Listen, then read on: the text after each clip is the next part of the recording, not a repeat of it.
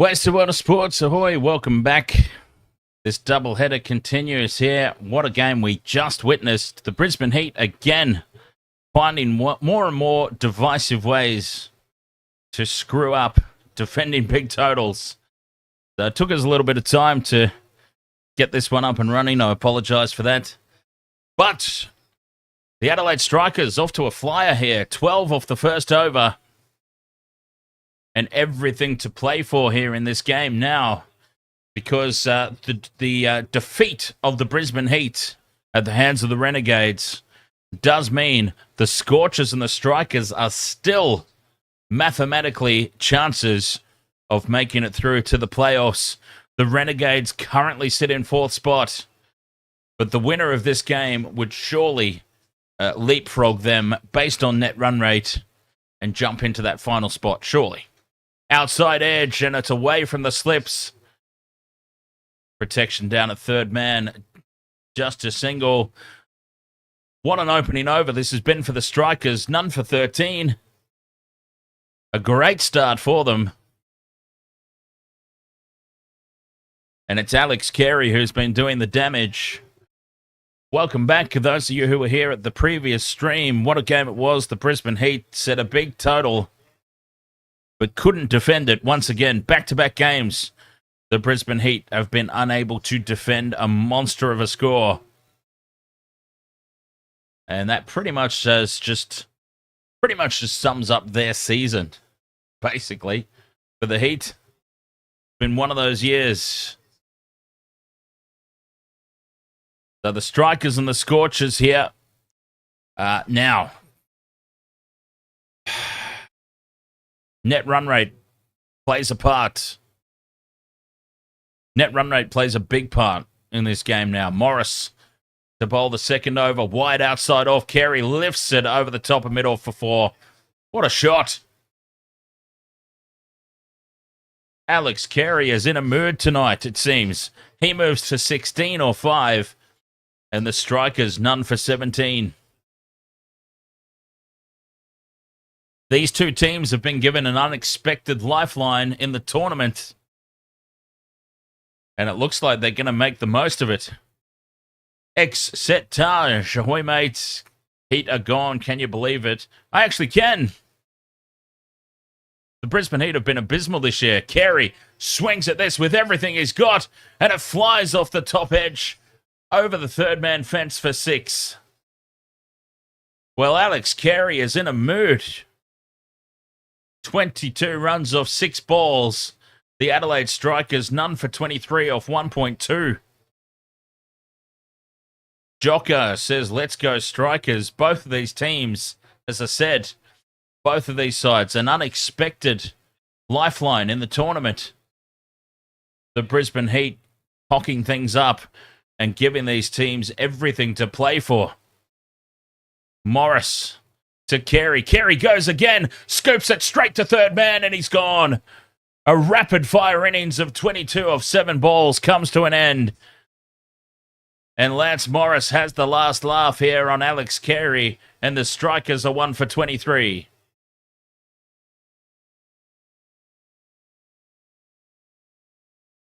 Fabulous start, though, from Carey. Got them off to a flyer. And the wicket falls. Sarah Flag Blues says, go Renegades. The Renegades would be hoping for this to go down to the very last ball.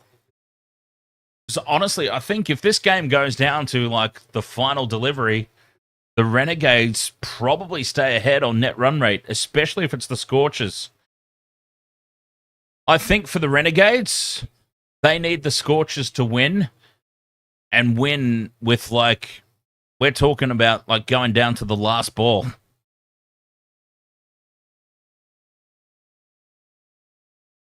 It's going to be so close. It's going to be so close there. And then, of course, whoever ends up in fourth spot at the end of tonight does need the Melbourne Stars to lose tomorrow. Ollie Pope off the mark immediately. Pushing this through the offside for a single. I'm not forgetting about the Stars. Well, I just said that's the equation, and no matter who ends up on fourth spot, they need the Stars to lose tomorrow. I certainly haven't forgotten about them.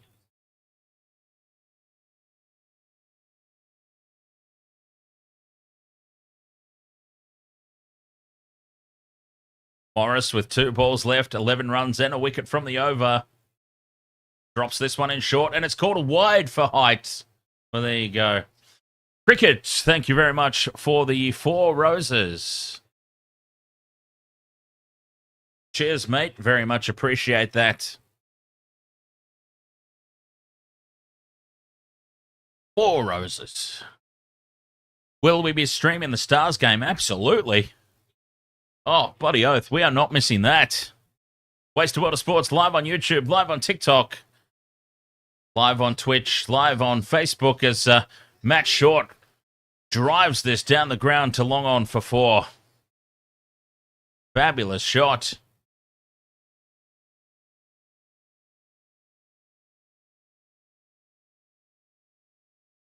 One for 29, 1.5 overs gone.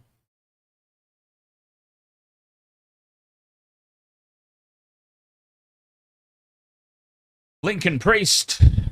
This is exclusive on Foxtel. This doubleheader tonight. A lofted off drive, Matt Short. Down the ground it goes for another boundary. It's 1 for 33, 2 overs gone. The wicket fell of Alex Carey, but the runs have not slowed. Could be a big scoring game. So the equation, of course, the Renegades defeated the Brisbane Heat in the previous game, so the Heat are gone. The Heat are pretty much guaranteed a bottom 2 finish. As a Brisbane Heat supporter, I honestly think that that is pretty deserving of the season they've had to finish in the bottom 2, quite frankly.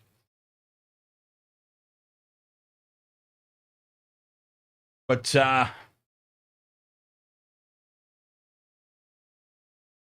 it does mean that there's everything to play for now in this game. So the Renegades did enough to elevate their net run rate above both the Strikers and the Scorchers. But have they elevated it enough? We'll find out. They would want the Scorchers to win, I think, and win with only a couple of balls to spare. Swing and a miss outside off stump from Pope. And they'll race through for a bye.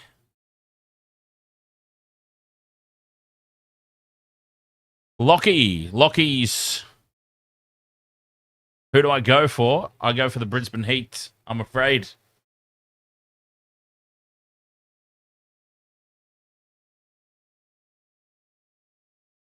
I'm afraid. Yeah, it's been a rough night. It's been a rough week. It's been a rough season. It's been a rough year. It's been a rough season. Brisbane Heat. Recruitment and retention, again, the big issue, in my opinion.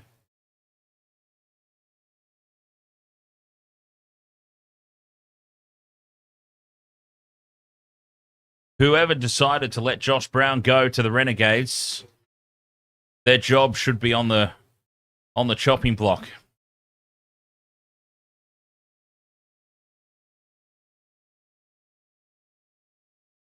Brody says, how many runs do the Strikers have to win by to go into the 4th? As Matt Short scoops this down over the long on fet. No, it bounces short. Well fielded in the outfield as well. Jeez, I thought he got all of that. I thought Matt Short got all of that.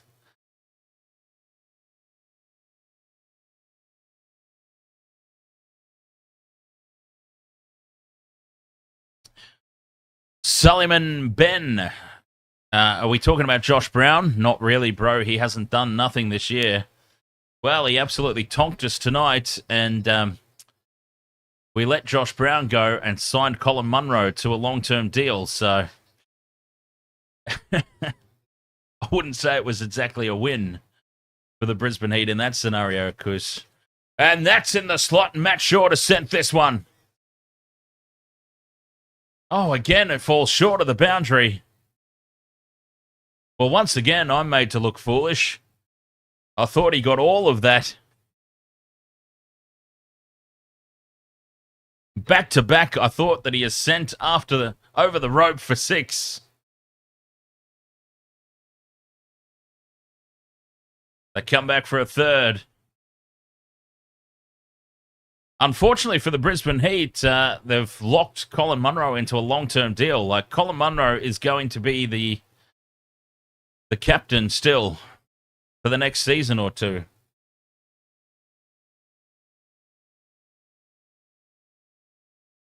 And I also wouldn't be surprised if Jimmy Pearson moves on the way he's been treated. Top edge, racing back and taken on the circle by Agar. The second wicket falls. Ollie Pope goes for 1. And the Strikers are now 2 for 39 after 3.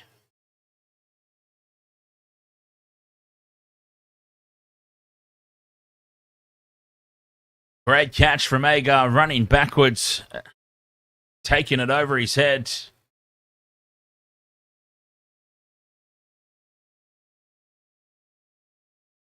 Two for 39.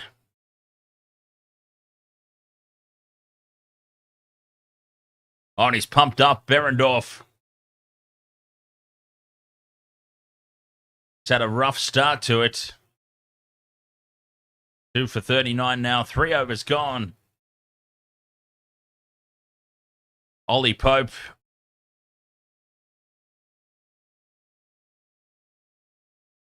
His rough run continues.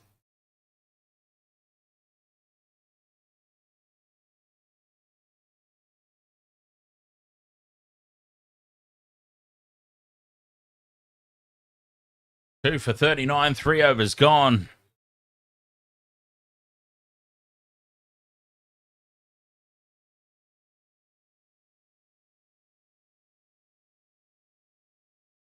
And a very good catch.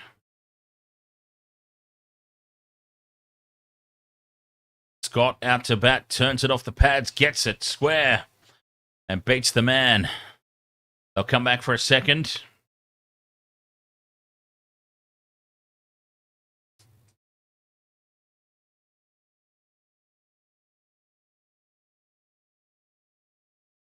Matt Short. He'll feel the pinch here.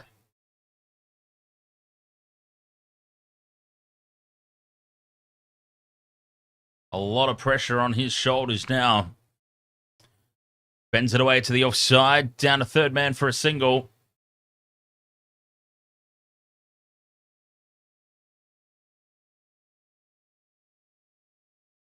Two for 42 here. 3.2 overs gone. And Scott about to face his first delivery. So we'll see if we can find out exactly what needs to happen here for both teams. In terms of the finals equation. The Brisbane Heat losing tonight. Whoa, that's a huge full toss. Wide down the leg side and it beats the keeper. Luckily, they had a deep fine leg in place. And that is a wide. Morris slipped out of the hands there or something. Got that horribly wrong. Let's see if I can find out here the equation.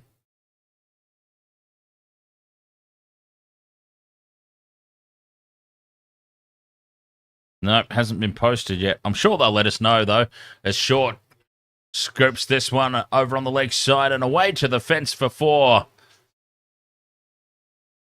Morris has been sent for another boundary. Okay. Here we go.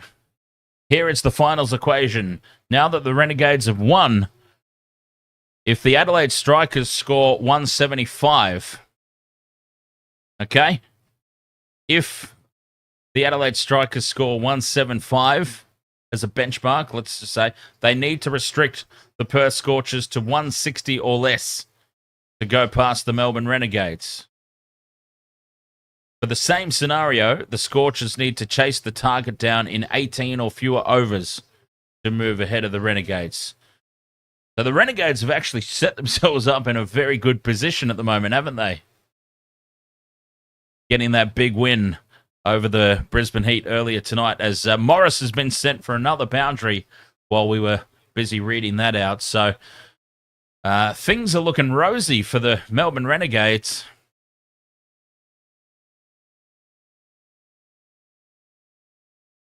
And a valuable dot ball here for Morris, 1 for 33 off his 1.5 overs so far. He's been sent the journey. Lance Morris, he's also got one of the wickets.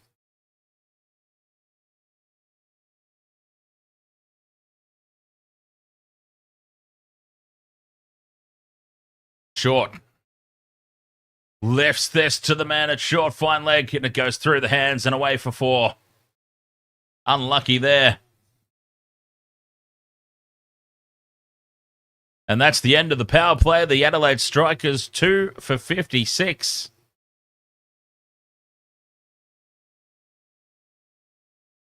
Well, they're going to give themselves every plausible chance at this, the Strikers. I mean, just think, we used 175. 175 was the benchmark here for that net run rate equation. The net run rate maths. Adelaide Strikers score 175. They need to restrict Perth to 160 or less. The Scorchers would need to chase it down in 18 or fewer overs. So really, I mean, we're obviously not going to know for sure until the Adelaide Strikers innings is over exactly what the equation is. But that just gives us a little something to go by.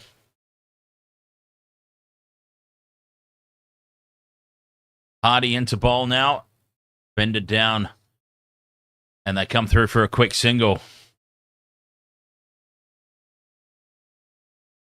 Taylor says the Strikers have been batting so fast lately. Greeny says, have the Scorchers ever survived the power play without a wicket loss this season? I don't think so. Yeah, I don't think so. Ahoy there, Beats A1. How are you, mate? Sigma says we basically went stars 2M.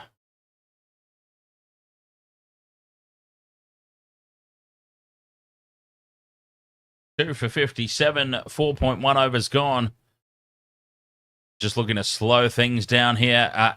No, the game is not on 7+. It's a Foxtel exclusive, this doubleheader tonight.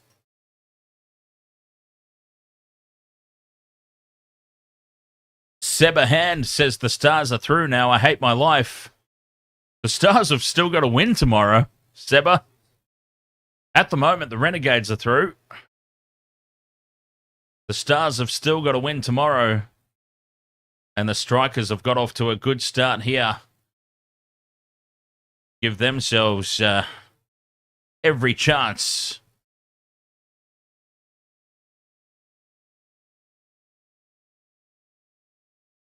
Charlie King, ahoy. No, I didn't get a chance for a same-game multi on this one. It all started too quick. It was doubleheader, so we basically went from the last game straight into this one. Didn't get a chance to throw one on. Slash and a miss at this outside off from Scott.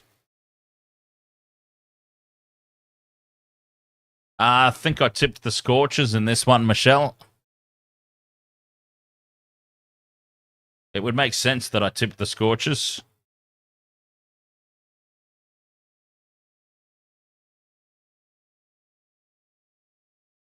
I mean, I've been tipping the Scorchers all season long, so why break the habit of the entire league so far?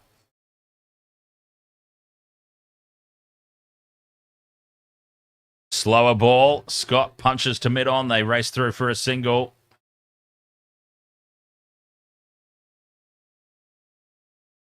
Yeah, I know, right? The top two. Wasted World of Sports crew, 1 and 2. For some reason, the old Panther didn't participate. He's been watching the games. I know he's been watching the games.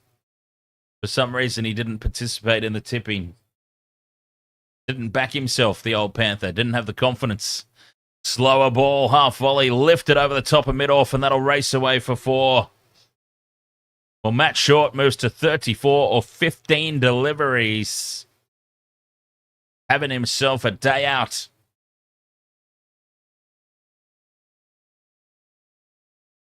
He's in great form.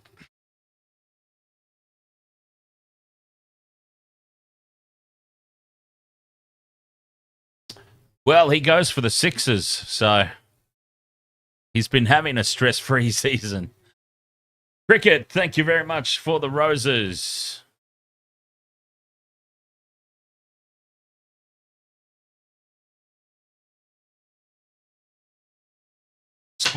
Spores into the bowling attack now. The Strikers 2 for 63 after 5. And they've got themselves in quite a handy little position here. Apart from those 2 wickets. Spores. A half volley. Scott drills it down the ground. Has it gone all the way? A 6. Well, Spores just got the line and length horribly wrong there. And it's been spanked down the ground. Scott shoots off the bat. Over pitched, half volley. Bread and butter for any batsman.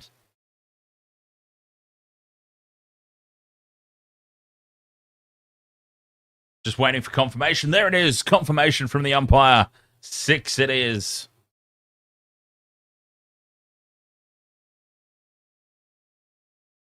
Straighter delivery this time.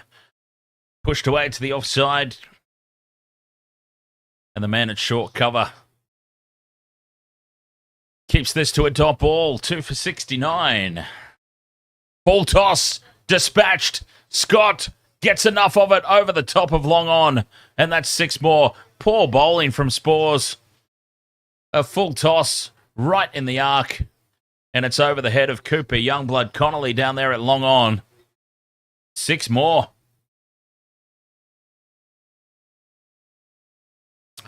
Well, this looks like an immaculate batting surface.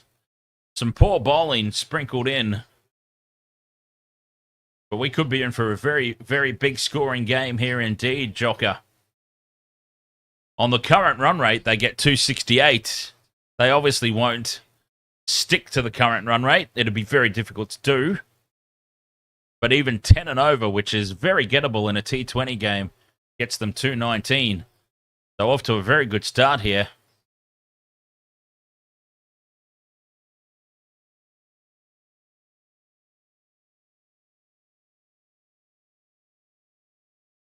$14 off this over.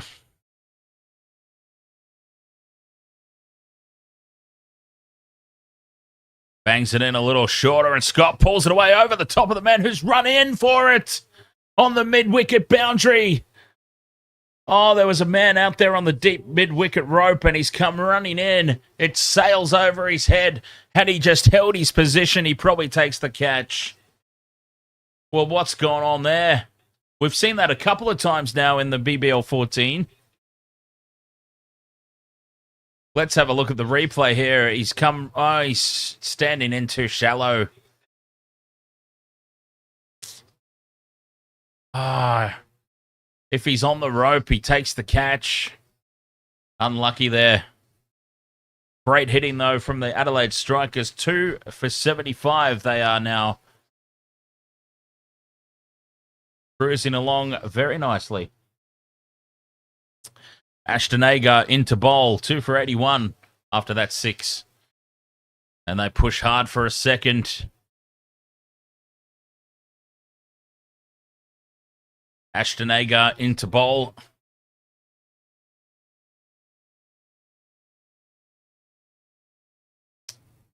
Cheers, cricket. Appreciate the kind words. And, of course, the, what do we got? 4, 7, 8 roses from Pryor.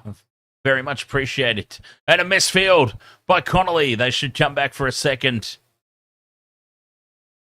Oh, we've seen some misfielding tonight across the 2 games.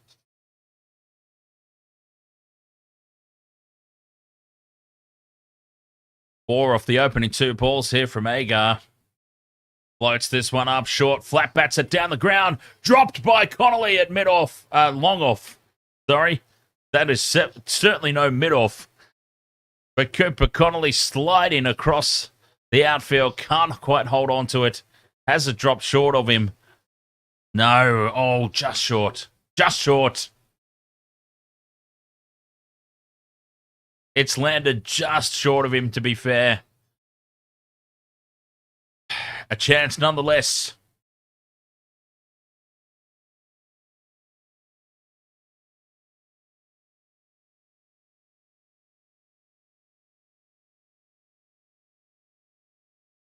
Two for 87. Turned away to backward point, no run. 7 from this over so far, though. Another good one for the Strikers. The partnership's 49 of 23. Bend it away again to backward point. Whoa. Jesus.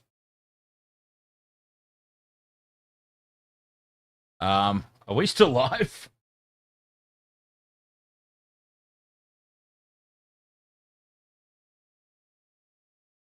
Good Lord. Just had the most epic of power surges. I don't think anybody's using any defunk. Ahoy there, mate.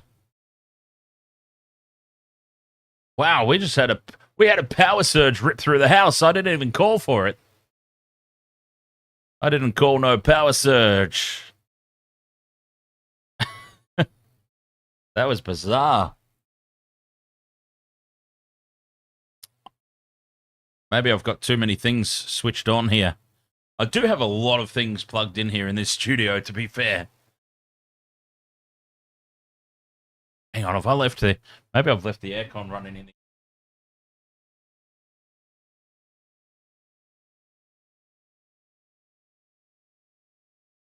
Yeah, that was bizarre. An unexpected power surge has just ripped through here.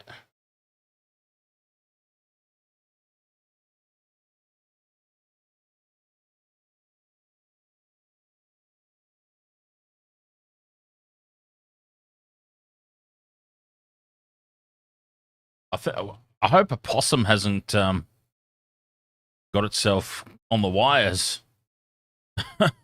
Oh, the lights just flashed there as well? Oh, so it wasn't just here. It must have been...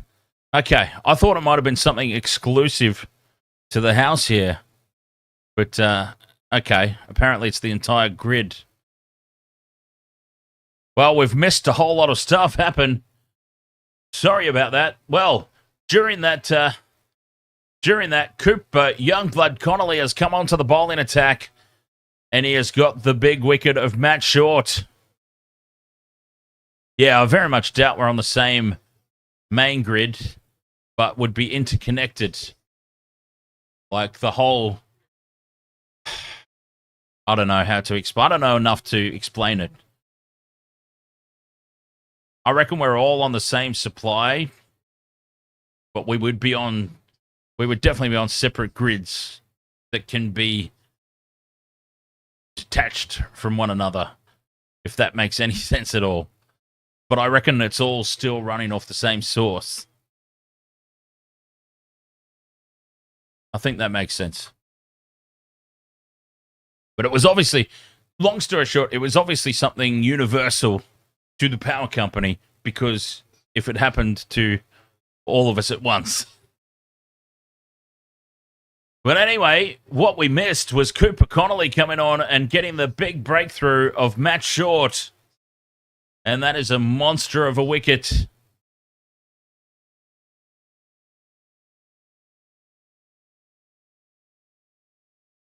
And just a single off the over so far. 1 from 1, Cooper Youngblood Connolly of 0.5 overs. And he's beaten him. A big appeal for LBW. A shake of the head from the umpire.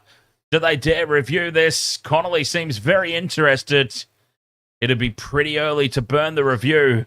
And they've had a look. They have decided to have a look.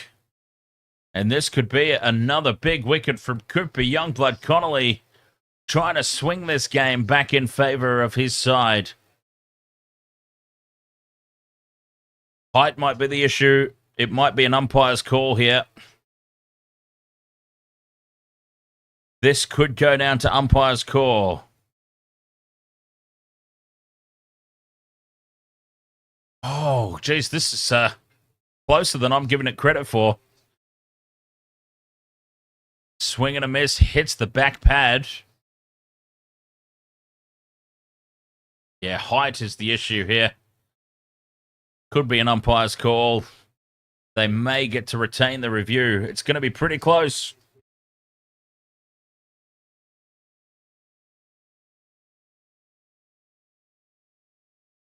Pitch is in line. Impact is in line. Wickets umpire's call. Review retained. Oh, that's as close as it gets. What an over from Cooper Youngblood Connolly, though. And the Adelaide Strikers, 3 for 89. 8 overs gone.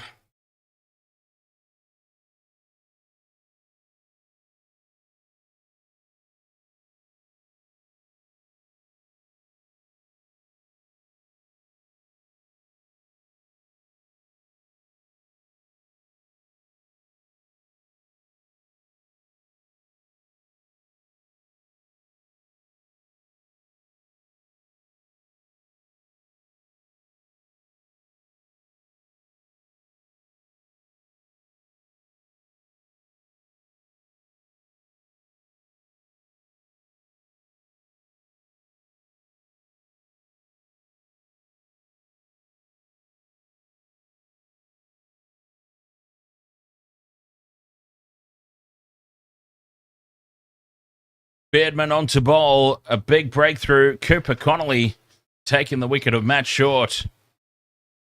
NRL Super King, ahoy mate.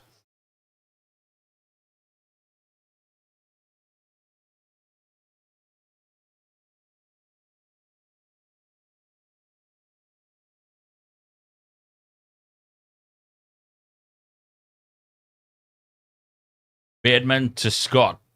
Bends it away to the leg side. He's 22 now of 15. Contributing nicely.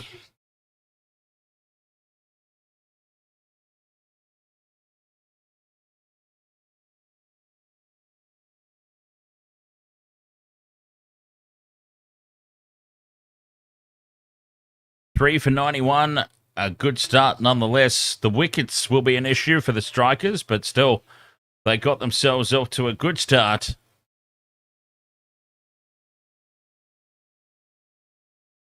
Slashed away over the offside and away for 4 through backward point. A great shot there from Alex Ross.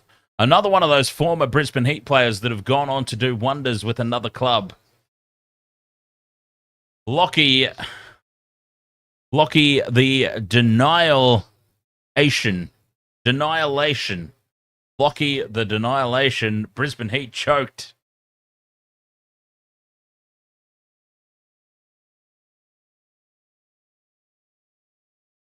Back-to-back big scores. Not defended. Bowled him! Well, Ross has now just been bowled by Beardman, stepping across his stumps to the offside, exposing the stumps, going for the ramp shot. Alex Ross misses. Beardman hits the top of leg, and another one falls. 4 for 95, the Strikers.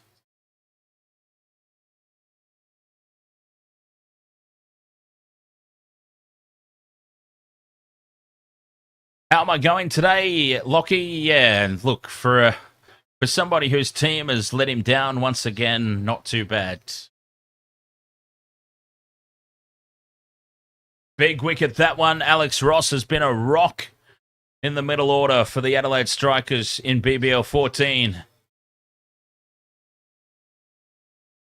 What team do I go for? Brisbane Heat.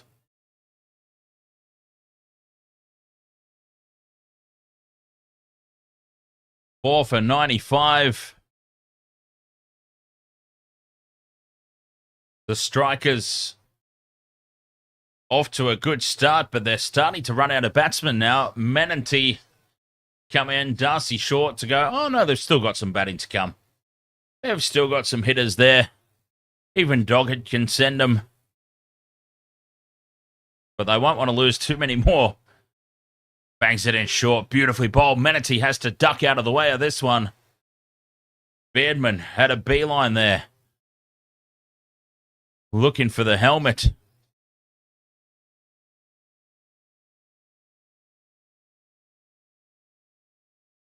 And look, I'm more than happy for him to prove us wrong next season, but we're stuck with Colin Munro still for another season, at least. I know that Colin Munro didn't play tonight, but I'm talking about the season overall. Colin Munro has just not delivered. Turned down to the leg side for a quick single. Menanti's off the mark. And he will retain the strike for the next over. Strikers 4 for 96. 9 overs gone. I mean, travelling along very nicely here with the run rate. The Strikers, but those wickets will become concerning.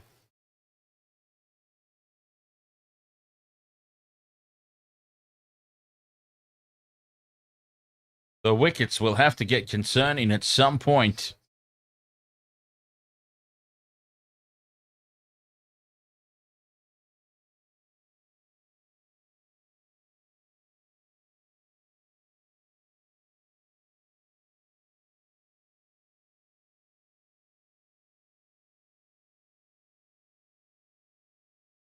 Cooper Connolly, 1 over, 1 for 1 into Menanti.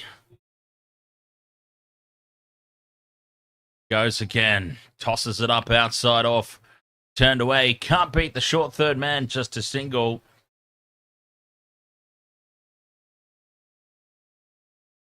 Wickets will become a cause of concern for the Strikers, but they've still got themselves into a great position. Remember the equation. We have to wait and see exactly what they set, of course, but theoretically speaking, let's say they get 175. If they set 175, the Strikers, they need to bowl the Scorchers out for 160 or less to take over the Renegades in 4th spot. And if the Strikers do set 175, then the Scorchers have to chase it down in about 18 overs to leapfrog the Renegades into 4th spot. But of course, we won't know exactly. That's just an example. That is just an example. 175 was clearly just randomly pulled out of the anus as a benchmark. We won't know for certain until the Strikers set a total. But that is just a little bit of an example of what will need to happen. If it's more than 175, then the Strikers will have a few more runs to play with, and the Scorchers are going to have to chase it down in less overs. Basically is how it works. So if the Strikers get more than 175, that equation becomes more difficult for the Scorchers.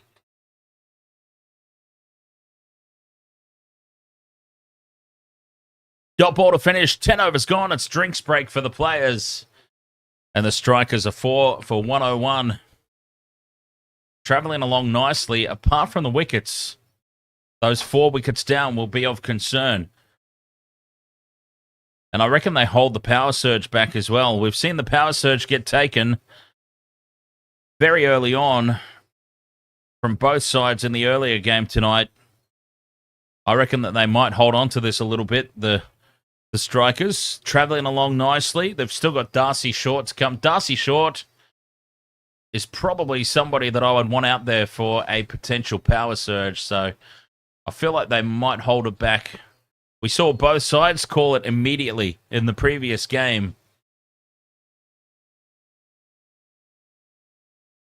Let's see if they make a complete fool of me and call it straight away. I don't think they will, though.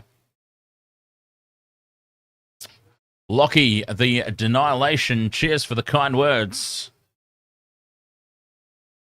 Oh, highlights from earlier. Fraser McGurk, 95 or 46. falling desperately short of the century. Still, he set his team alight. And they're in a very good spot now, the Renegades. Of course, anything that happens tonight could be all irrelevant. The Melbourne Stars just need to win tomorrow. If the Melbourne Stars beat the Hurricanes tomorrow, everything that happened tonight was for nothing.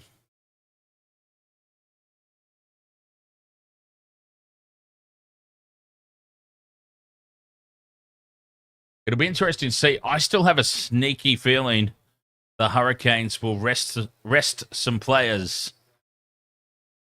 They'll rest some of their stars for the qualifier, I reckon. I've just got this sneaky little feeling.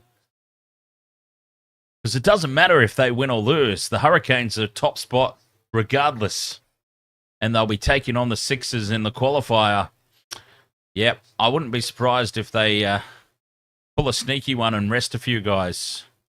Swing and a miss outside off there from Manatee. Beardman starts with a dot. Hurricanes are going great this season, but we've seen it before, haven't we? The Hurricanes, always the bridesmaid, never the bride.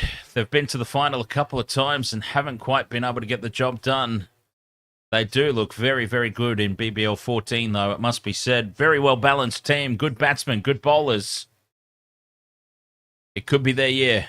Could be their year. Slashed away, outside off and straight to backward point. Another one falls. Manatee's gone for 3.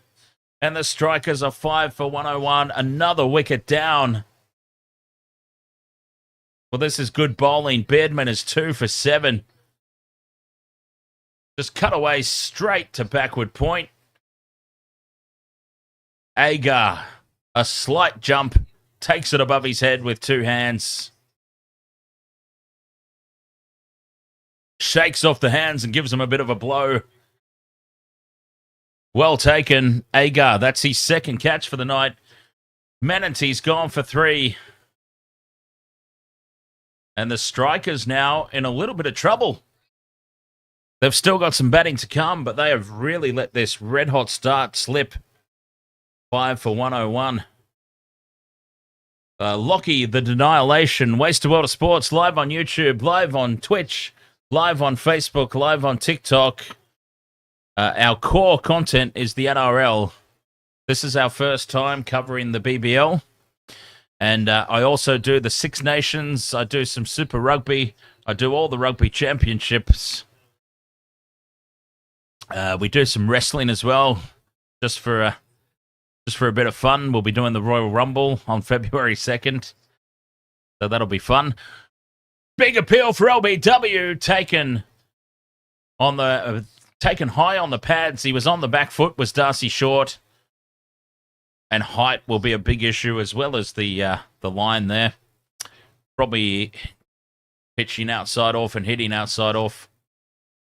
Height, a big issue. No thought of a review for this one.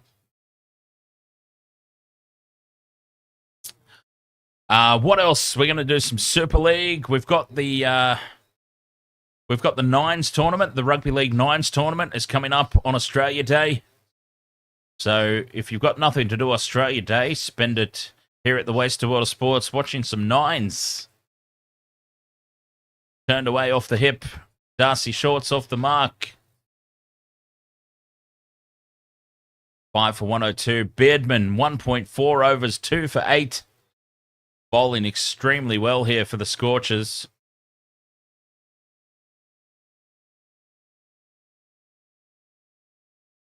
ICC Champions Trophy coming up as well.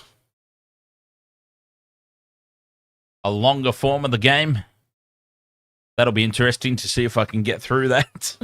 I've tried to do some 50 over games before and it didn't work out too well.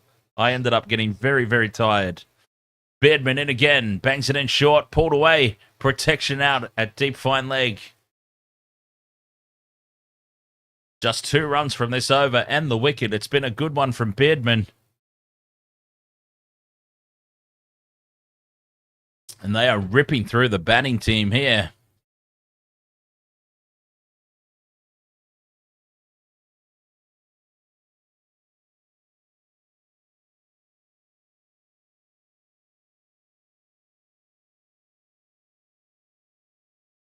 Final ball of the over. Drops it in short, and it bounces over the top. No call of a wide. Beardman, 2 overs, 2 for 9. The Strikers, 5 for 103. It's been a good start for them, but they're running out of wickets. The wickets have just continued to tumble. Scorchers, despite the runs that they're leaking, are bowling well.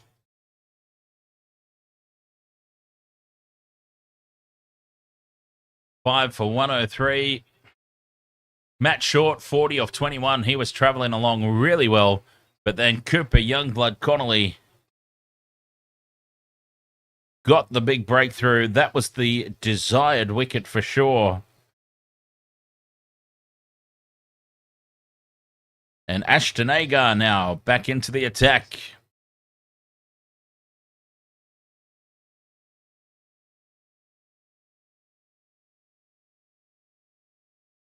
.1 overs, none for 8. Darcy Short takes the strike. It's 5 for 104.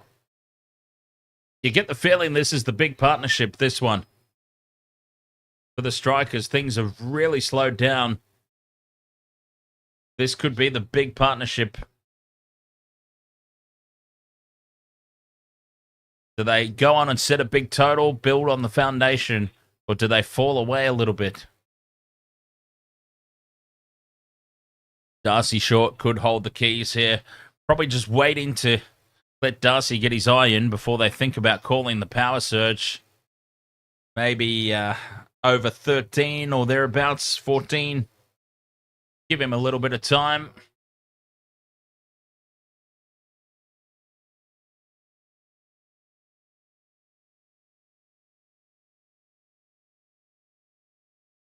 Two singles to start the over. Scott punches down the ground for 4 to long on. Well, it seemed like a little bit of a nothing shot, really, just punching down the ground for a single.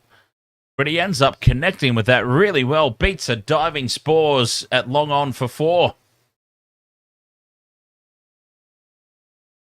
I mean, it was well hit, but you thought for all money that he had hit it straight to the man out there. Big boundary, that one for the Strikers. They push hard for 2.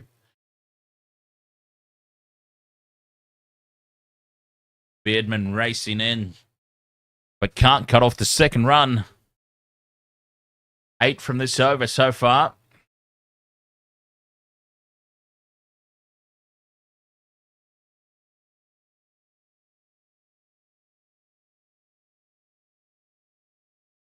Fired in, turned off the pads, just the one on this occasion. Jesus Christ, what was that? Did everyone hear that?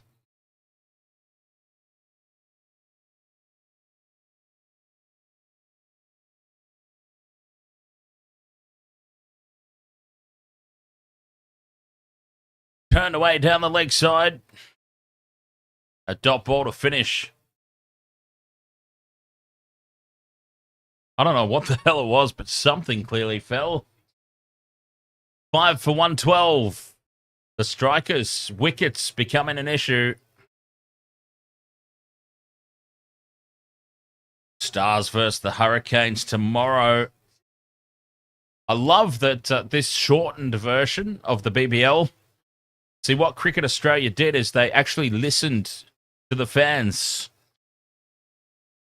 They actually listened, and they shortened BBL 14. And what we've ended up with is the last of the round-robin games tomorrow, deciding the Final Four. Well, the last of the Final Four anyway. That's what I love about BBL 14 is it's gone right down to the wire. Every single game has meant something.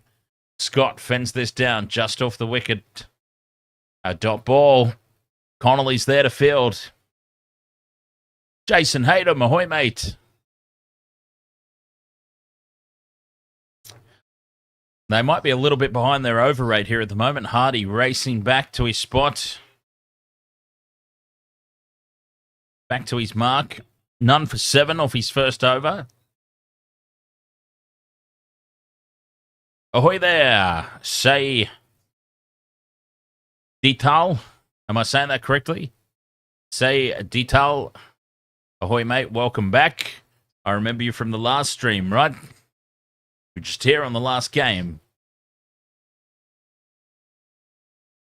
Taylor says, yeah, I normally don't watch other teams, but this season you've tried to watch everything. Well, that's exactly how it's been. Like, we've done some Big Bash on the channel before, some select Brisbane Heat games. This is the first season that we've covered absolutely everything, and I've got to say, it has been absolutely gripping from start to finish. Darcy Short slashes away through the offside over the top of point for 4.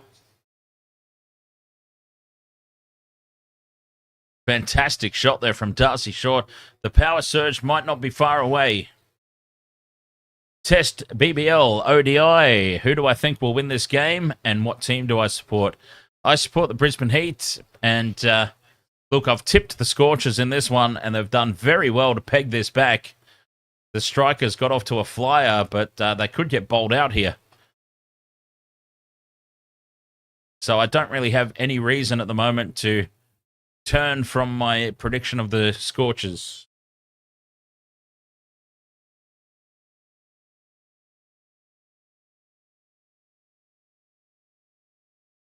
Perth Polishing and Protection has joined. Oh, I wonder if that's flooring. God, I wish we were in Brisbane. I wish it was Brisbane Polishing and Protection, because I do need my floors polished and protected. Darcy Short on strike. 6 of 7. 5 off this over so far. A good one again for the Scorchers.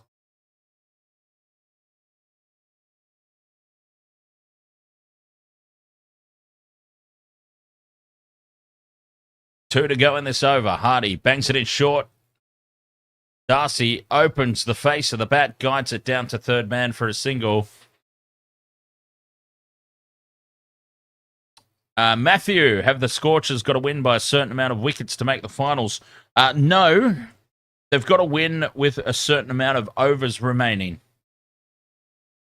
So, obviously, we don't know what the Strikers are going to set yet as a total, but the equation is along the lines of if the Scorchers set 175, say, as they pushed for a single here to the leg side.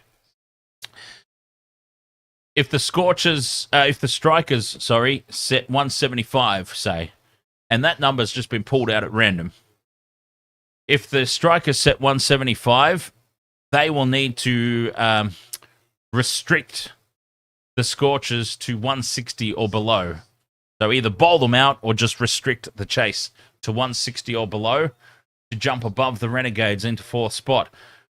For the Scorchers, if 175 is the total they need to chase down, they need to chase it down in less than 18 overs to jump above the Renegades.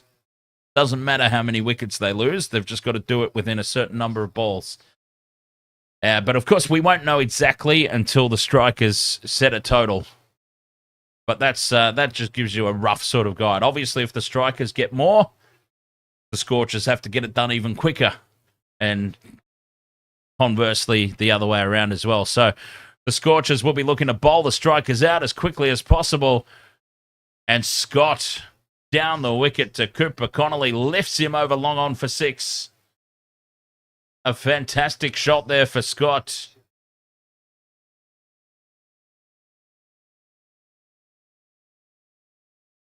Ryder Beatty says predictions on Stars making the finals. Very good, I reckon. The Stars are obviously in the best spot because destiny is purely in their own hands. All the other teams at the moment, the Renegades, the Strikers, the Scorchers, even if they win, destiny is not in their own hands. They'll be hoping that the Stars completely balls it up tomorrow. The Stars' destiny is in their own hands. All they have to do is win. They can win by 1 wicket. They can win by 1 run. It doesn't matter. All they have to do is win. Destiny is in their own hands now that the Brisbane Heat have lost.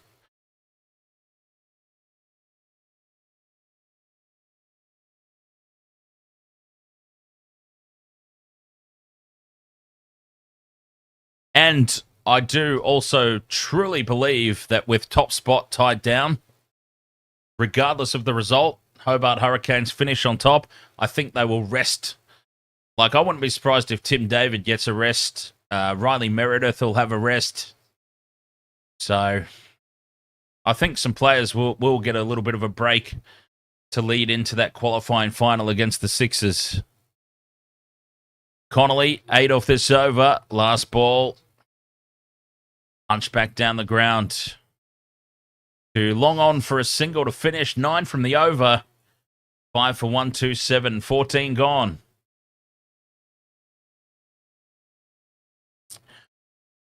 The run rate dips under 10. That's how good they were going. The run rate's finally dropped under 10. Oh, I thought that said Andre Watson. Andre Watson, one of the best rugby umpires of all time. Rugby referees. It's Andre Wheaton. Oh, no, it's Andrew. I was determined to call you Andre, wasn't I? It's Andrew Eaton.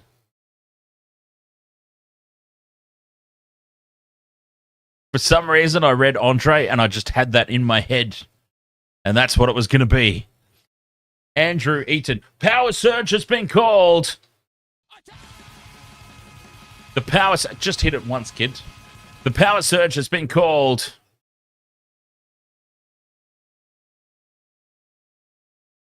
And what a time to call it. You knew that it was going to get called when Darcy Short was out there.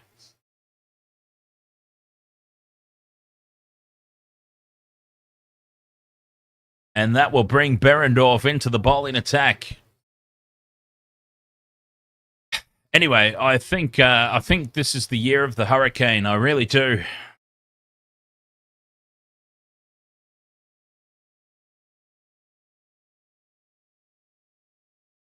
I truly believe that after a couple of failed attempts in years gone by, this is the year the Hurricanes get it done.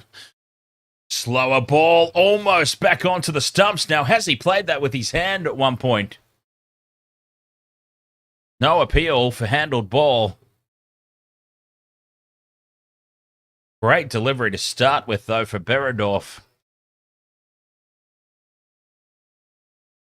And Taylor says the kids that hit the power surge annoy me a little.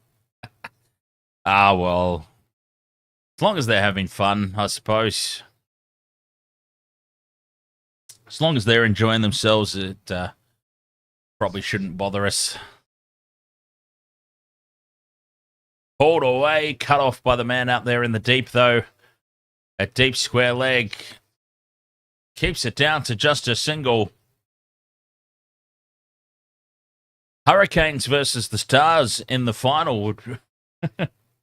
Wouldn't that be something? We would be guaranteed a new winner.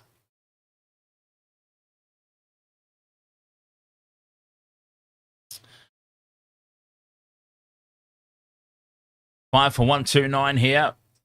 The Strikers were travelling along so well, and the Scorchers have done fantastic to slow them up. Bangs this one in short, and Darcy Short pulls it away fine, well fielded. They'll come back for at least 2, maybe push for a 3rd. Just 2 runs. Well done out there in the outfield.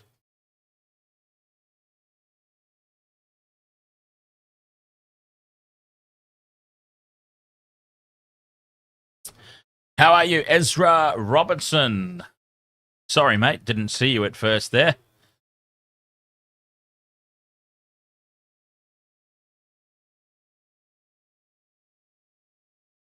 Darcy Short moves to 10. Berendorf in again. Slower ball outside off. Oh, well. There was a run-out opportunity there. Darcy Short just bends it on the offside to backward point.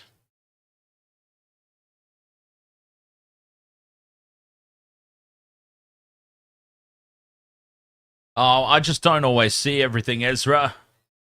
My apologies.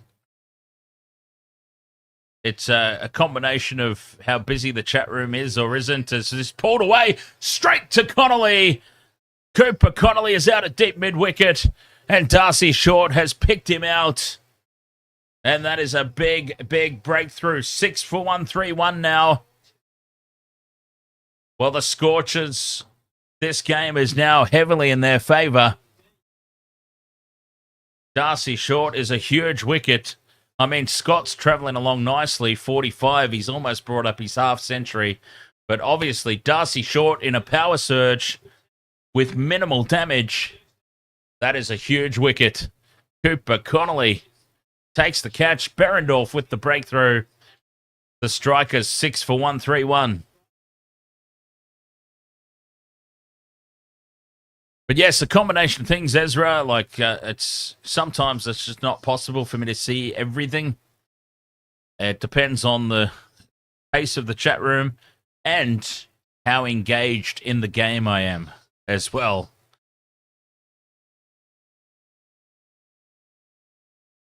But naturally, on the captains tonight, it's a pretty safe bet. Odds are pretty short that it will always be a captain's. Big wicket this one. Berendorf is 2 for 21. Doggett out to the crease. Strikers now in a little bit of trouble. 6 for 1-3-1.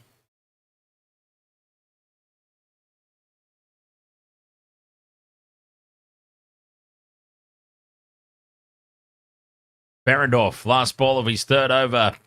Pushed away to the offside. Dot ball. Kozza, ahoy mate. End of the over. The big breakthrough of Darcy Short. Gone for 10. The Strikers 6 for 1-3-1.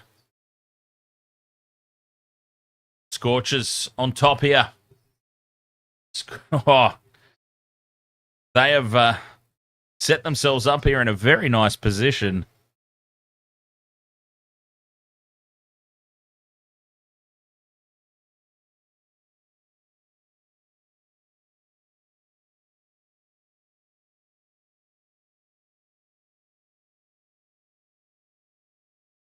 Ezra Robertson, you played with Jordan Buckingham Palace. Strikers bowler. He'll be batting soon at this rate. Mads says, never thought Liam Scott could get a 50. Well, he's on the verge. And Kozza, my name is Dan.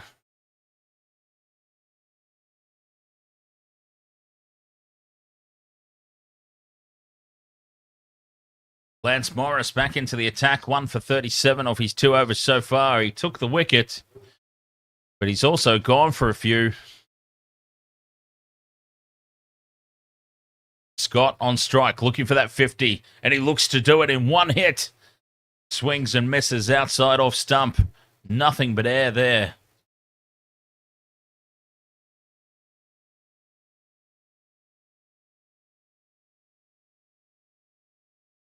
Six for 1-3-1. What a revival this has been for the Scorchers. Both teams with their seasons on life support. Everything to play for here. Morris right in the slot, and Scott sends it over the leg side all the way. And Scott brings up his 50 in fine style. A 6. And Lance Morris continues to get dispatched. Rosa Abel, ahoy there. Welcome along.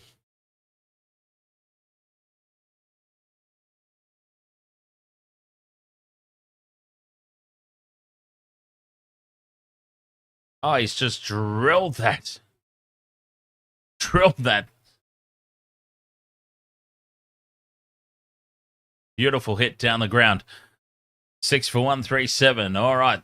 Goes again. The exact same shot. And an exact same result. Back-to-back sixes here for Scott. Moves to 57 off 37. And the Strikers move to 6 for 1-4-3. Back-to-back sixes. Mirror image. You would think that it was a replay. If you didn't know, you would think it was a replay. Exact same delivery, exact same shot, exact same result. Can he go again? Morris to Scott. He does try again, but Morris dropped this one in a little bit shorter. And through to the keeper for a dot ball. This is the second of the power surge overs, yes.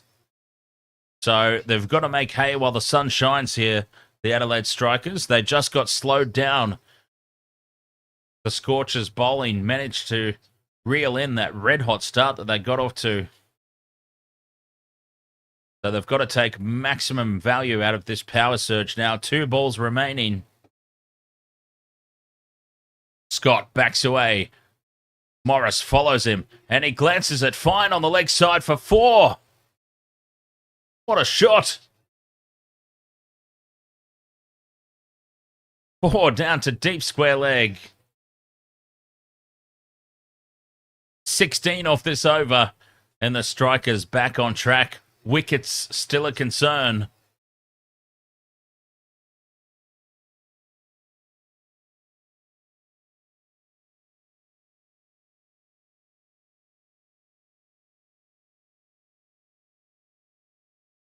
Morris with the last ball of the power surge, and it's a beautiful Yorker. Turned away, down to mid-on for a single.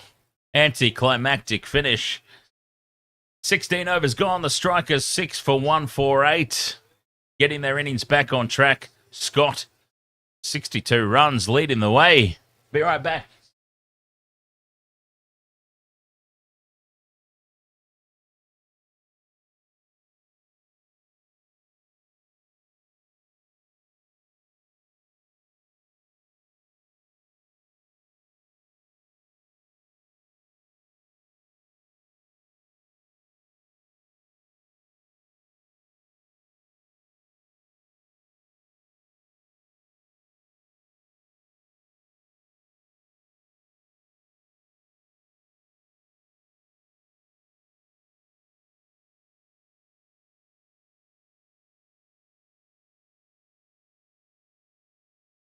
Beardman into bowl. He's 2 for 9 off his 2 overs so far, and Scott just drills him down the ground for 4. 1 bounce into the sight screen.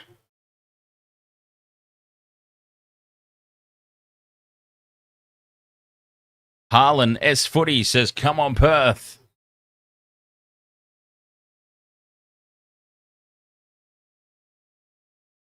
Been good bowling so far from Beardman, but he gets that one horribly wrong.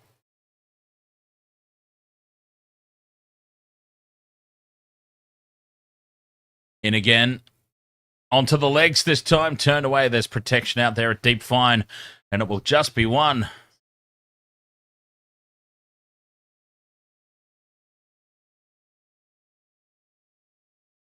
Six for 153 here. Michelle, you're watching the NBL, and one of the guys just had a tooth knocked out. What did he do? Get hit in the face with the ball?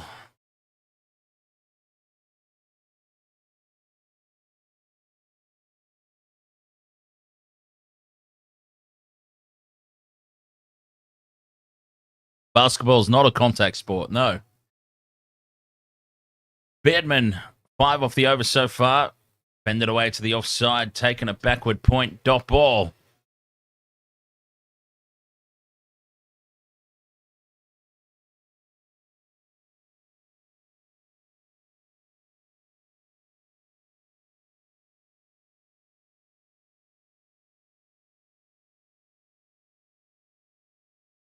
Basketball is not a contact sport.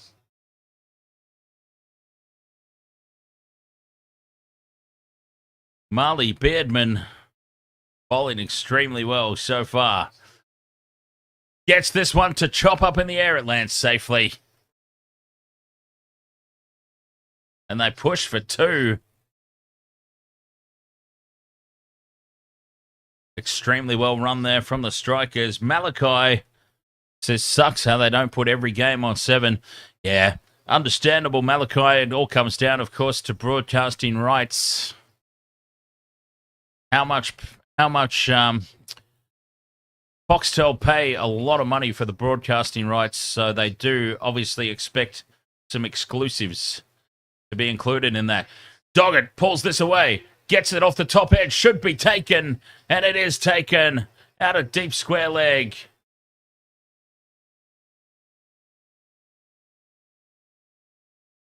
7 wickets down now.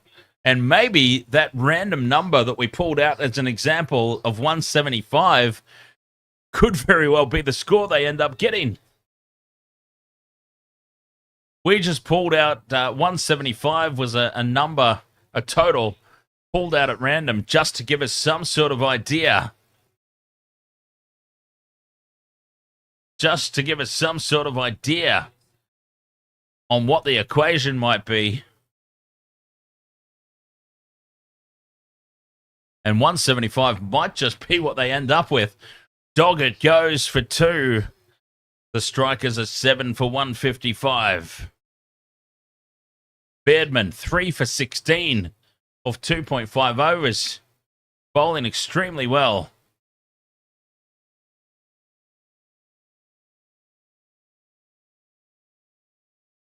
This pitch is an absolute road. So I reckon that they need... they probably needed a couple of hundred. To be honest, this pitch is an absolute road. It's a deck. It's a batsman's paradise. Turned away off the pads. Haskett off the mark immediately.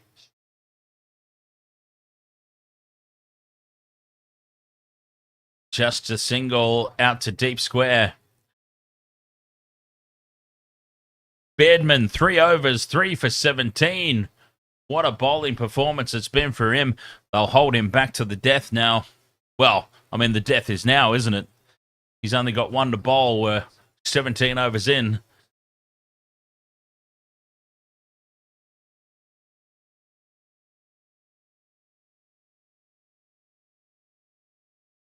Seven for 156, 17 overs gone. And that 175 that was used as an example could very well be the case.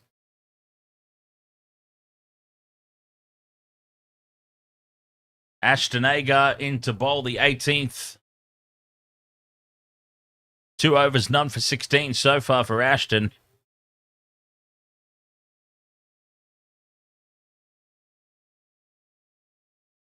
They've used their power surge, yes. Power surge was used when Darcy Short was out there. And then we'll keep an eye on the equation.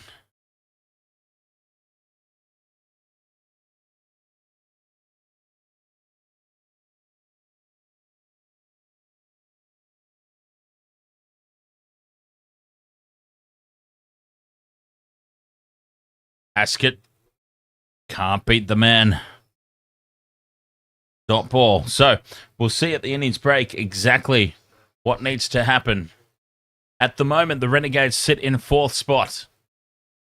They'll be watching this game intently. Haskett gets it a little bit finer this time. A little bit more square. And they come through for the single. Agar, 2 dot balls and a single to start this over. Scott, 67 or 42. Back on strike. You suspect that this is where the runs will come from. Or Scott will go down swinging. Top edge, caught at backward point. He's gone. Agar gets the wicket. Scott falls for 67. And it is now 8 for 157. And the Strikers are in a little bit of turmoil now. Ashton Agar floats it up, tempting for the batsman. And a little chopper out to backward point. Takes a simple catch.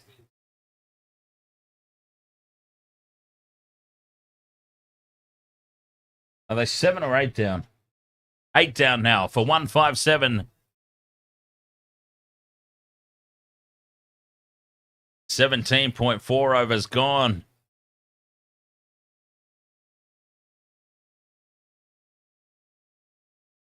Scott with a well-played 67 or 43 gets a pat on the arse on the way back to the dugout.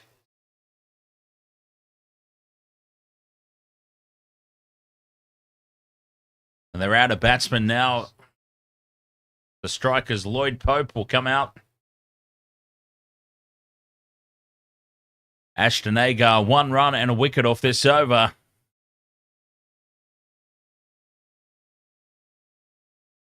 Fires this one in a rocket right on off stump.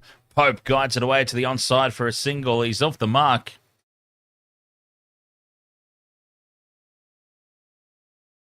Ashton Agar, 1 for 18 off his 2.5.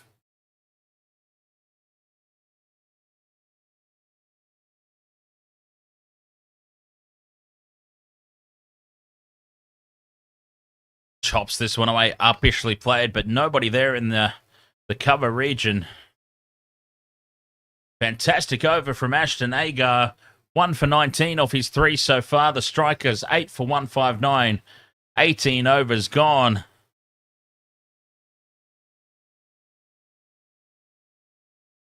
AJ Ty, you're spelt incorrectly. My favourite player. Oh, I didn't get to read the rest of it. I've got a pair of socks for you.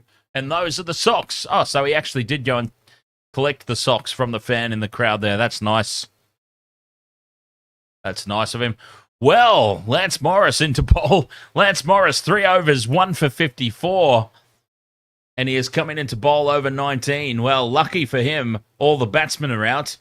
Because Lance Morris, 1 for 54 of 3. He has been absolutely beaten tonight. Tonked all over the park. 1 for 54 of 3 overs. Wow, he has been smashed.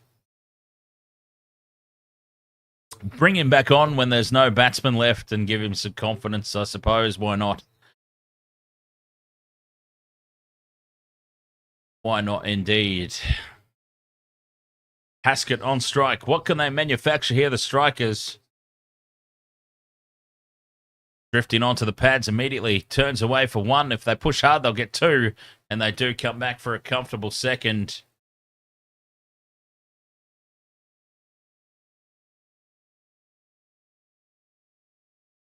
Eight for 161.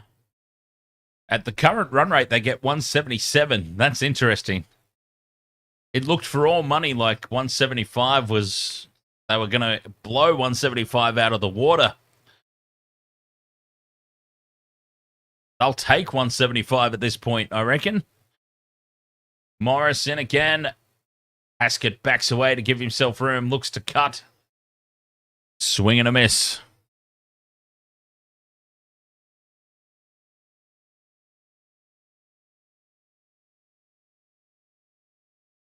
Four balls left here in this over. 8 for 161.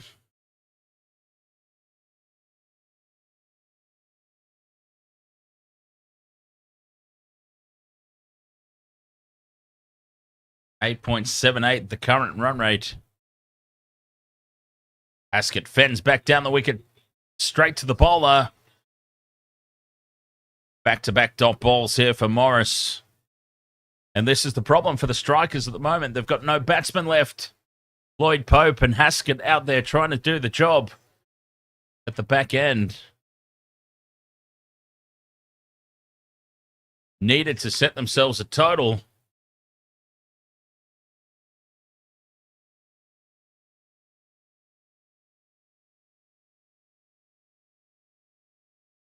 Haskett edged and gone. That's the 9th wicket. Morris picks up his second. Haskett again backing away to give himself room on the leg side. Room on the offside. Stepped away to the leg side. Top edge straight through to the keeper. 9 for 161. They're going to get bowled out here, the Strikers. Certainly not the result they wanted. The Perth Scorchers here. A big, big advantage.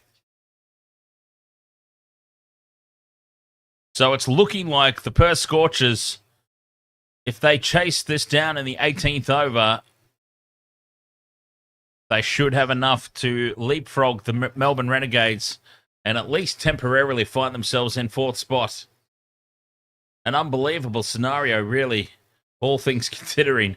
I mean, they were on the bottom of the table coming into this round. Buckingham Palace is out to bat. Jordan Buckingham Palace. And he completely misses it, going for the glance down the leg side.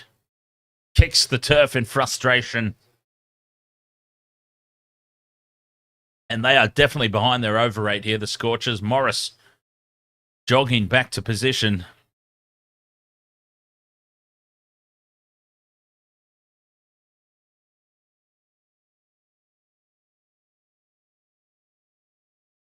Final ball of the over. Morris to Buckingham Palace. Punches back to the bowler, a dot ball.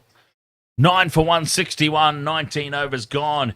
Oh, they've done extremely well here, the Scorchers, to reel the Strikers back in after the frantic, chaotic start they got off to. Crunching the numbers there in the dugout, doing all their calculations. They know exactly what they need to chase down. Thomas says, if the Scorchers win, do the Melbourne Stars go down?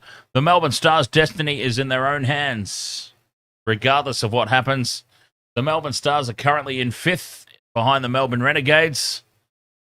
They will drop down to 6th after this game, regardless of the result, Strikers or Scorchers.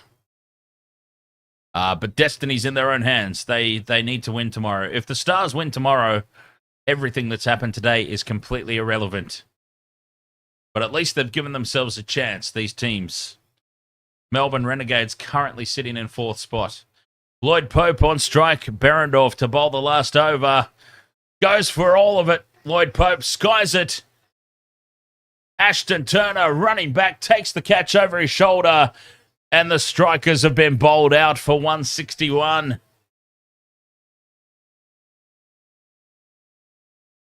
Some fabulous bowling by the Scorchers to reel this total back in. And we will find out exactly what they need to get.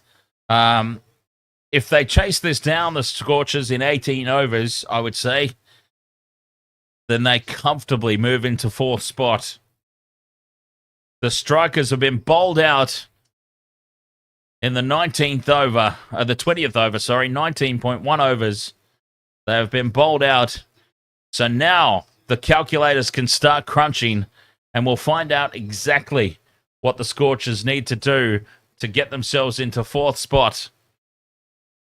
Strikers bowled out for 161, well short of where they should have been.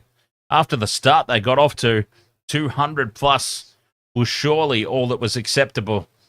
The Scorchers, impressive bowling to rein this back in.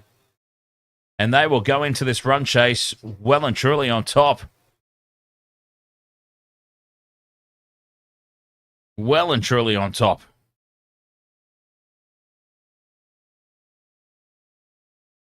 Some really, really great bowling.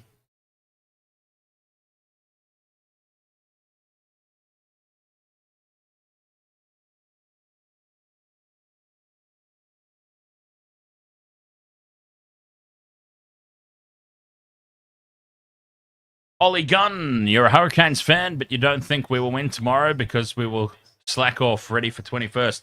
Well, I actually took it one step further, Ollie Gunn. I actually wouldn't be surprised, not slack off, but I would not at all be surprised if players like Tim David, Riley Meredith, they'll have a bit of a rest. I mean, that's what I would do. Honestly, if I were a coach, I would immediately be resting the top guys, saving them for that qualifier. Whether or not they do that, I don't know, but that is certainly what I would do. It means nothing. This next game for the Hurricanes means nothing. I would save everybody for that qualifier.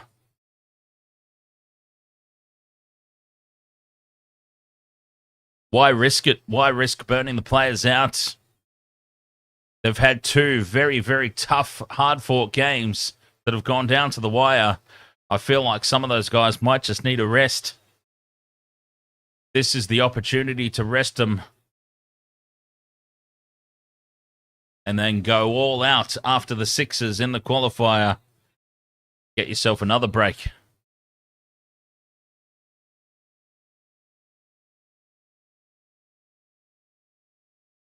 The Sydney Sixers are going to have to do it without Stephen Smith. Sorry, there's another noise. I think the Hobart Hurricanes are very, very well placed in BBL 14. Speaking of well placed, the Adelaide Strikers have been bowled out for 161. The Perth Scorchers have got themselves extremely well placed for this game, keeping that little flicker of hope alive for their season.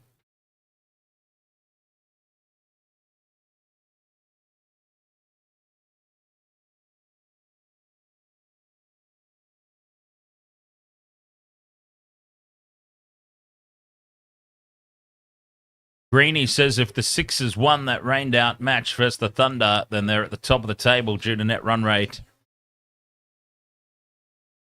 And, then the Hurricanes still have that game in hand, don't they? So nothing was certain. I don't think it matters too much. I mean, the Sydney Sixers aren't going to be concerned at all about where they're playing.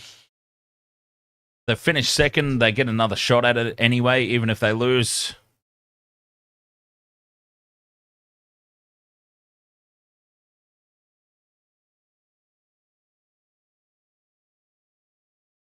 So yeah, look, I think the finals. Hello. You've come in for. Huh? Come in to. As far as the finals go, yeah, I think Hurricanes to beat the Sixers and earn themselves the week off, go straight through to the final. The Stars to beat the Thunder.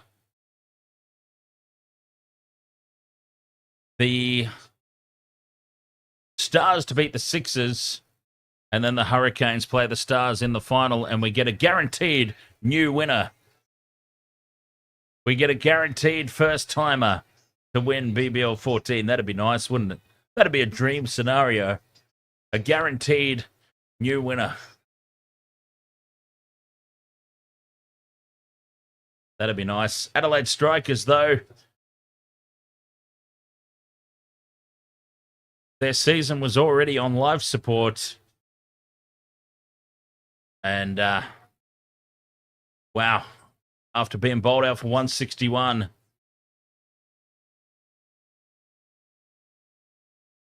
They're even more in danger.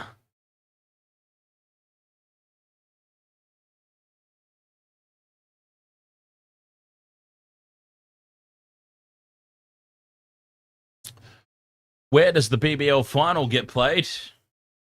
Yeah, good question, actually, because they would probably want the final to be somewhere.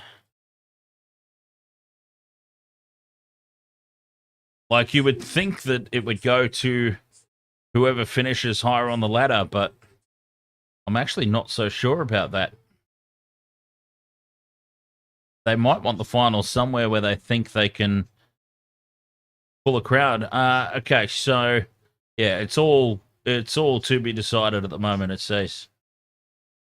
Well, I mean, I certainly hope that's the case. I certainly hope that's the case, because the final should go to the team that finishes highest on the ladder.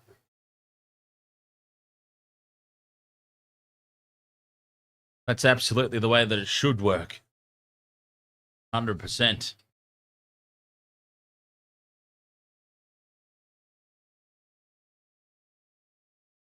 It should be at the MCG. But if it's at the MCG and there's no Melbourne team, would anybody come out?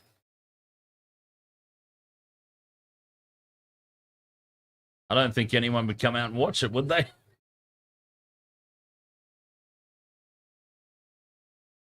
Yes, you reckon? Geez, I don't know about that.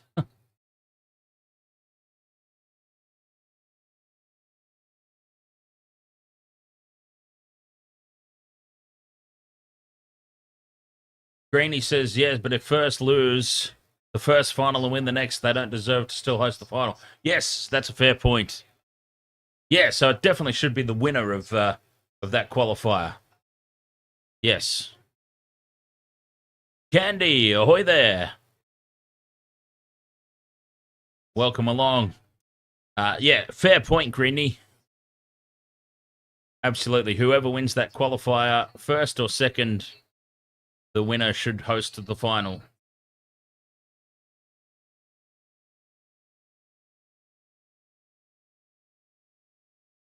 Adelaide Strikers bowled out for 161.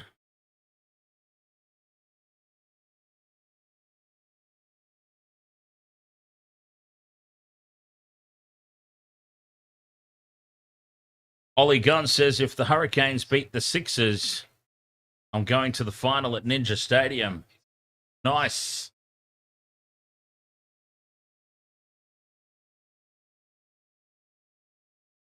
Should be fun.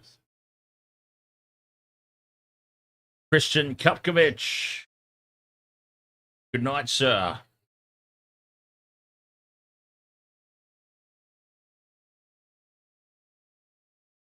Will Main says yes, and the loser of the qualifier of 1-2 shouldn't get a home game after they lose. Oh, look, I honestly don't know how it works, but I'm not completely sold on that one, Will. I think if you qualify first or second, then part of the bonus of qualifying first or second should be that you get to host that follow-up game. Yeah, I'm a little bit torn on that one. There needs to be some sort of bonus to finishing first or second, even if you are going through a second chance to do it. All right. Oh, hey, okay. It's all good. It's all good. Hey, Hamish McKenzie, ahoy. How fast do the Scorchers have to chase this down to make the top four? I'm saying off the top of my head, probably like 18.3 overs. But we'll see if we can get something a little bit more official. 18.3 overs is just my terrible mathematics off the top of my head.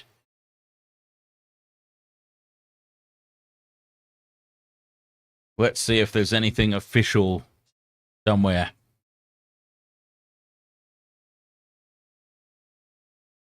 Not yet. But yeah, that's what I'm gathering. If it was 175, they needed to do it inside 18 overs. So I'm thinking since it's a less score, they will have a few more balls to.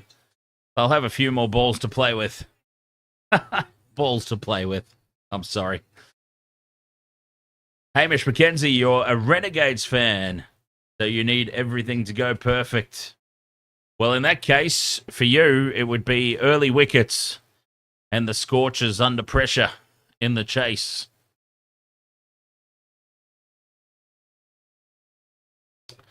Cheers, Candy.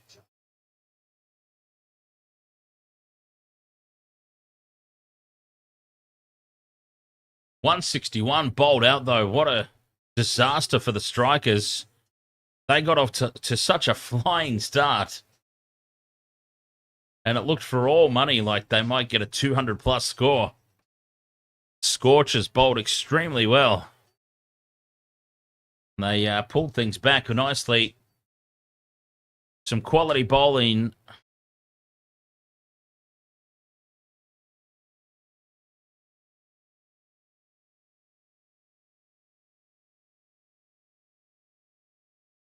All right, you are getting way too comfy there, huh? Way too cozy. It's 18 overs official. There you go. If they chase it down in 18 overs, so when we do the calculations of runs required, balls remaining, let's cut 12. Cut 12 off the balls remaining. Jordan, awesome. You were at the Brisbane and Melbourne game.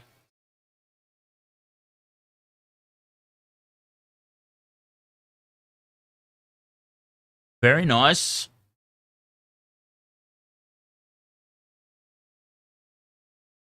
I mean, very nice for Melbourne. Christopher Dello, you're at the game. Very cool. All right, I'm going to have a quick break before this run chase starts. So they've got to do it within 18 overs.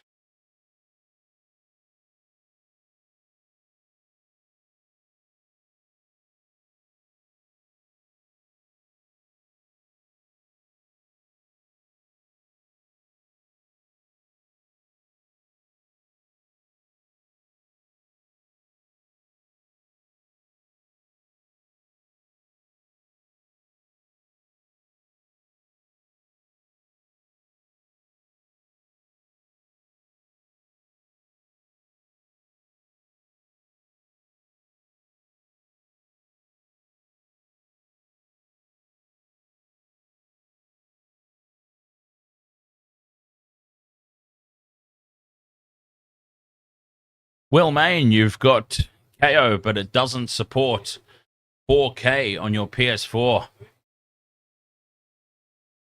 Well, that's a bit of a bummer.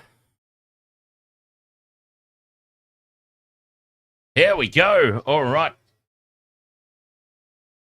Oh, she's gone.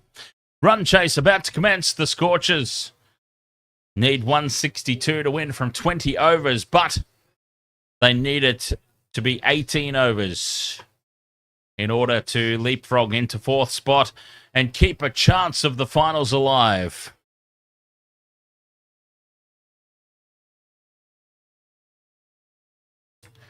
Sam Fanning to open the batting. Brendan Doggett to open the bowling. Oh, here we go. Destiny, potentially, at least temporarily, until the Melbourne Stars play tomorrow. Doggett to Fanning. Wide outside off stump to start. Cut away through the gap. At least two here. Oh, no, just the single. Didn't go anywhere near as far as I thought it did. And Fanning off the mark. The run chase has begun.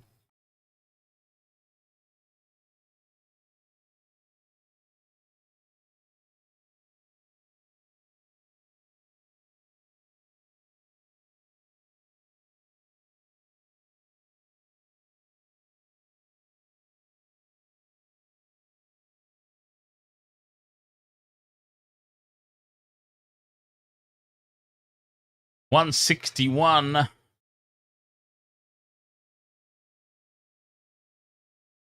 at 8.12 and over. Of course, they need to do more than that. They need to do it in 18. Let's not forget that. Doggett. Much better delivery this time to the right-hander. Right on the money. And Allen just fends it back down the wicket for a dot ball.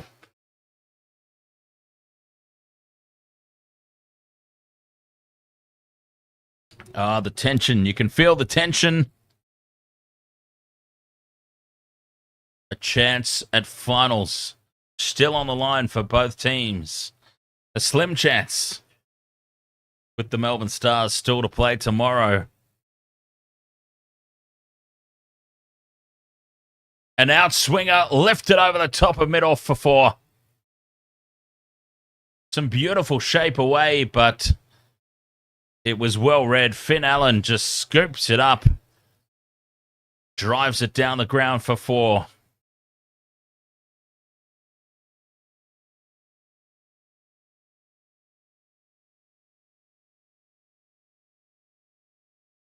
Okay. 146 is what the Scorchers need to be restricted to. And now Allen pulls this away. Over the top of the infield. Bounces before the man on the rope. They come back for two. Fletcher, am I sad about the heat? Not really, because I didn't expect the Brisbane Heat to make the finals at all this season anyway. And it has also created a lot of excitement for this game. And let's face it, if the Brisbane Heat did qualify, they weren't going to offer too much in the finals anyway, so they would have just been occupying a spot. Another beautiful outswinger. Allen can't get to this one. Misses the cut completely. And a dot ball.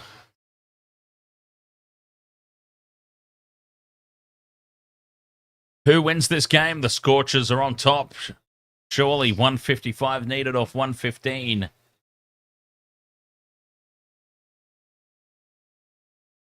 Some early wickets, though, could swing it.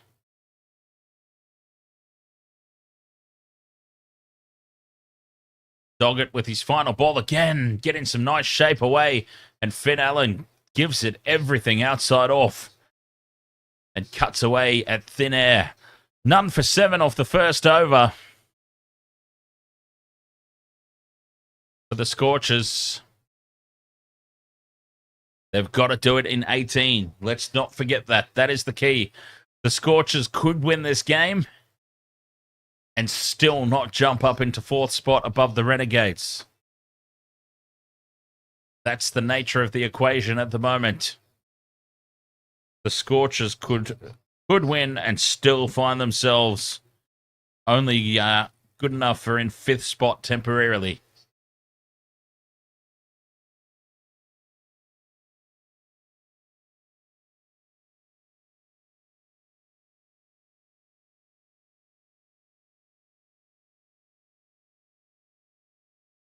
Haskett into bowl now. Fanning steps across to the offside, gives himself room, and scoops it over the top of the man at short fine leg.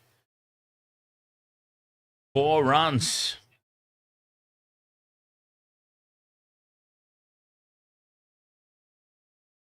Fanning taking risks here.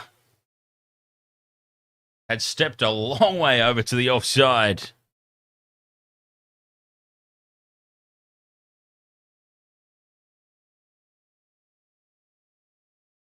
Pressure on the bowling team. With the boundary to start.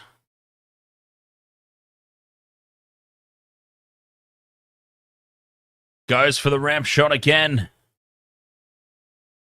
Swing and a miss on this occasion.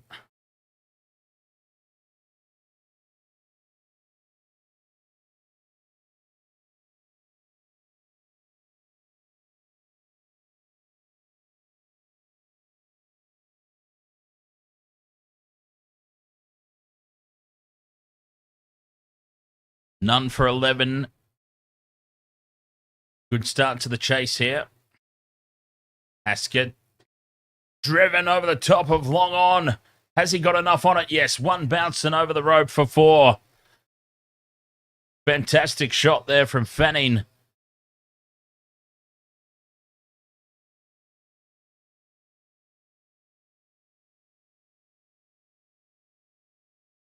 Eight runs off the over so far. 3 balls gone. Started well here, the Scorchers.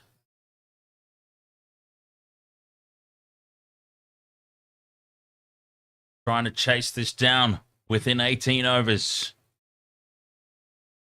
Haskett in again. Onto the offside this time. Top edge. 1 bounce out to the man at a 3rd man.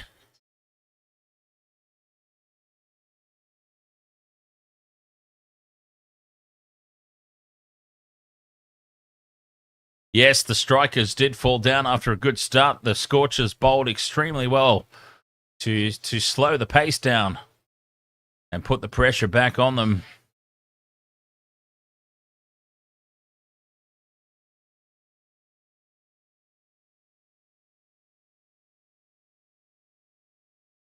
Can the Strikers do something similar here? Fanning 11 off 5, gives himself room on the leg side, skies it. Has he got enough on it? Oh, yes, he does. That's gone a long way back. Stepping across the stumps to favour the leg side. And he just scoops it square. And that's gone well over the rope.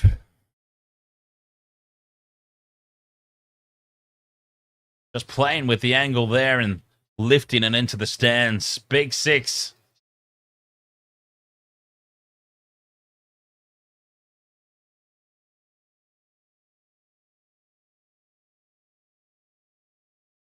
None for 23 here, the Scorchers. Wide down the leg side. This will be called.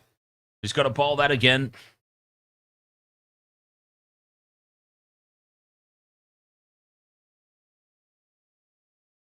Beardman was the pick of the bowlers tonight for the Scorchers. What was his? What were his stats again? Let's have a look at the scorecard there. Marley Beardman, 3 for 17 of 3 overs. What a performance. Extremely well bowled. Drifting onto the pads again. Turned away. Square of the wicket for 4 more. Fanning moves to 21 off 7.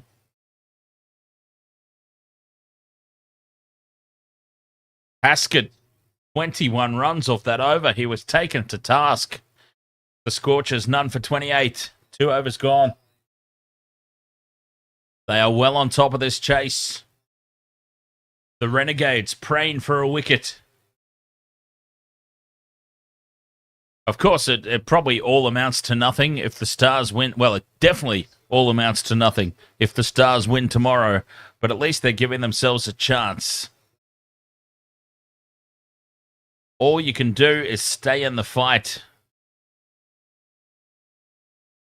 And that's exactly what the Scorchers are doing at the moment. Haskett went for 21. Doggett back into the attack now. Half volley. And Finn Allen with a beautiful on drive over the top of the mid-on fielder for 4. What a stroke. Hit hard. It would have taken a ripper of a catch. There was a little bit of risk in it, but not a whole lot. Oh, they're on fire here, the Scorchers. They're on fire like a Gabba DJ booth. Wide down the leg side. And that will have to be bowled again. Putting pressure on the bowling team here. Forcing these mistakes.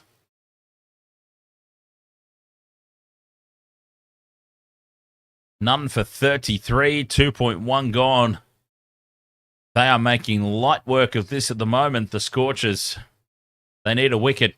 The Strikers, big time. Back-to-back wickets. They need a few to fall in quick succession. Windviz has got the Scorchers 76%. There's the wicket. Uppishly played. Right on cue. Doggett gets the breakthrough. Scooped to mid-wicket. And Finn Allen is on his way. Another disappointment for Finn. Goes for 10. And that is the breakthrough that the Strikers needed. They're still alive.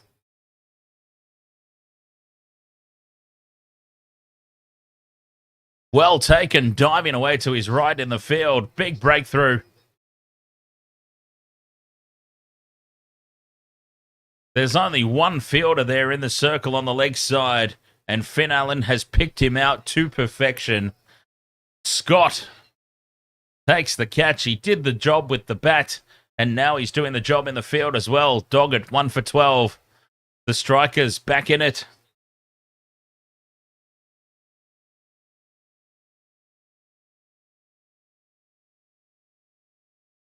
One for 33.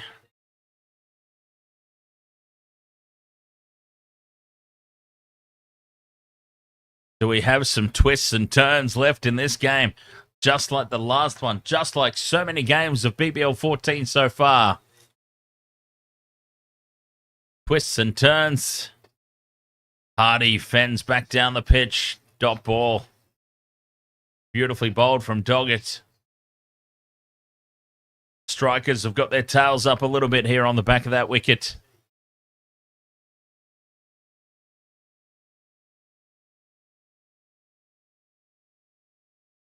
One for 33. Still well ahead of the run rate, but this is exactly the start that the Strikers got off to as well. Let's not forget that. Pushed away to the offside on the bounce to the man at point. Dot ball. This is nice bowling from Doggett. Got the breakthrough and now really tightening things up.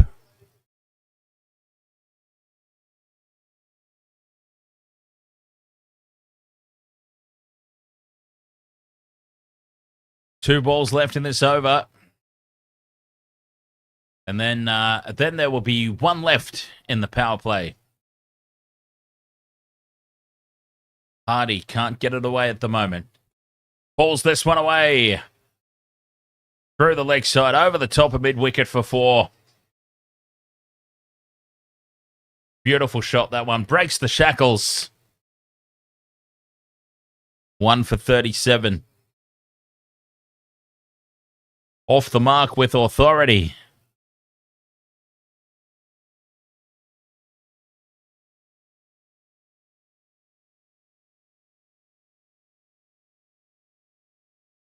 Final ball here of this over.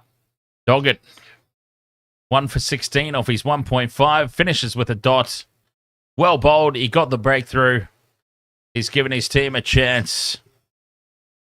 1 for 37 after 3. The Scorchers, though, still well ahead of the run chase.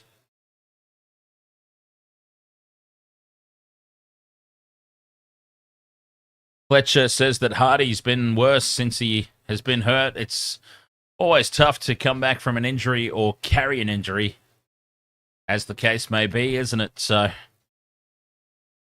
totally fair. Sometimes you just don't come back the same.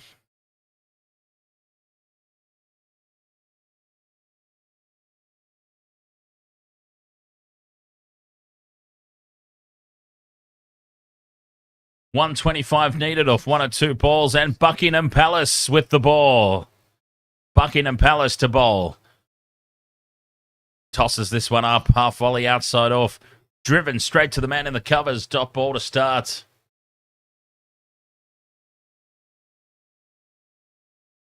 The last of the power play overs. All right, so the Strikers need to restrict the Scorchers to 146 or less. And then, of course, need the Hurricanes to beat the Stars tomorrow. Both teams need the Hurricanes to beat the Stars tomorrow, should they get their required equations. Full outside off. Guided, but can't get it past the man at backward point there. Short third man.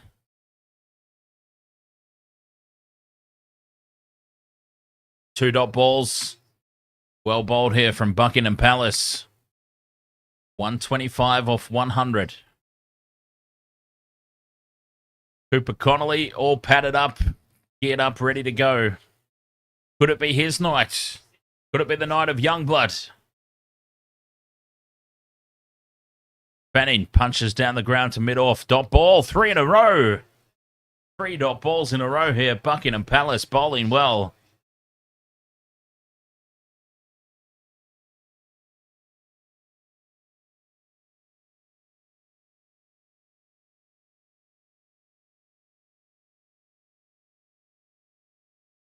Fletcher asks if that his real name. No, his real name is Jordan Buckingham. I just like to call him Buckingham Palace. 3 dot balls to start, and a little dab at this outside off from Fanning. Through for another dot ball. He's on track for a maiden here.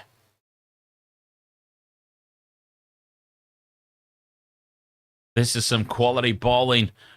The innings looking very similar here. A flying start, a wicket falls, slows things up. These innings are almost mirror images of each other at the moment. Fanning looking to get the ball away, desperately looking to get it away. They race through for a single to the offside, just pushed to the offside for 1. 124 off 97.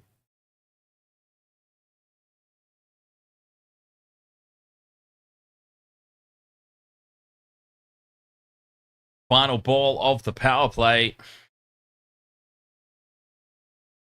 The Strikers were 2 for 56. But obviously, that just goes to show how badly they got slowed down. 2 for 56 at the end of the power play to end up with what they ended up with. A full ball driven down the ground, beats the man at mid-on. And it races away for 4. Well, the outfield looks like it's picked up pace. And that is just a nice, solid on-drive. Hardy punches it all the way along the ground. No risk at all in that shot, and that's a very well played 4. 1 for 42, the Scorchers at the end of the power play. Their traditional wicket falling in the first 4 overs carries on, but they'll be pretty happy with the 42 runs. They're well on track here. Going at 10.5 and over. The required run rate 7.5, so they are on top of things here at the moment. How many twists and turns do we have left, though? I've got a feeling that there are still some tales to be told here in this game. Lloyd Pope into bowl. Pushed away for a single to the offside.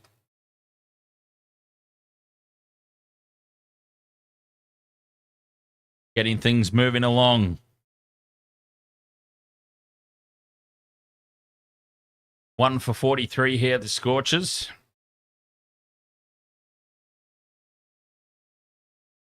Scorchers never have good openers, reckons Fletcher.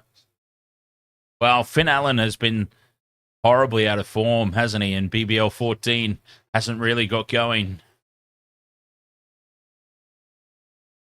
He has been largely responsible for some of those early wickets.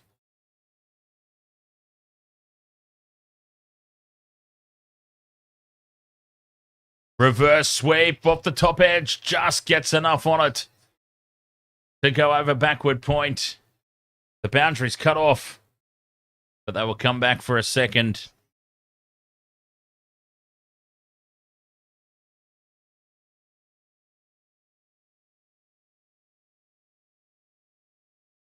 "88 MT says betting involved. Sports are a joke now." Yeah, some questions do have to be out. And especially like in the NRL, I talk about it all the time. I don't think it's a good look necessarily, the NRL, when Neds and Sportsbet plastered everywhere, right? Sponsoring teams. If a betting agency is sponsoring a team, sometimes I do ask some questions when some weird stuff happens. Yeah, it's there's a balloon on the field. That was a nice distraction. As Fanning pushes down to long off for a single.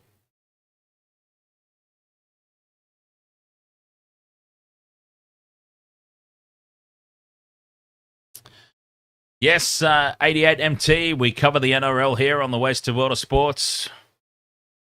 Wasted World of Sports live on YouTube, live on TikTok, live on Twitch, live on Facebook as Hardy goes the reverse sweep. Picks out the man at deep point, just a single. 6 runs from this over so far from Pope.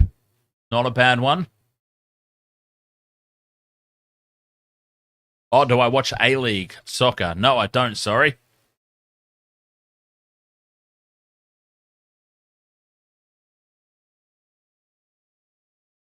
If it hit the balloon, what would happen? I'm pretty sure it would be called 4 because it's really up to the fielding team to. Well, it's up to the umpires really, but it also falls on the fielding team to. Well, actually, I don't know. I can't really say for certain, but it's usually up to the fielding team to. Yeah, the helmet rule, the 5 for the helmet rule. That's what I was thinking of. Is like if it hits the helmet, the fielding team gets the punishment because of where they've placed the helmet. But yeah, I'm actually not so certain about a random object floating around in the outfield. I feel like the onus would be on the fielding team to notice it and have it removed. So therefore, the responsibility should fall to them. But I'm really not sure. Haskett back into the attack. Nice full ball. Fanning punches straight down the ground for 1.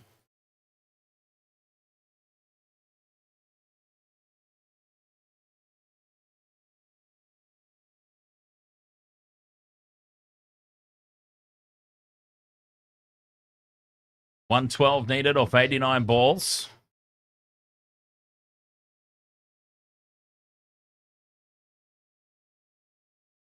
I just saw that. The people sitting on top of the stadium, no, they can have that. I don't know how much they paid for that, but they can have it. Beautiful cover drive all the way for 4. Fantastic shot there from Hardy. Regulation, cover drive. Picked the gap perfectly. Overpitched from Haskett.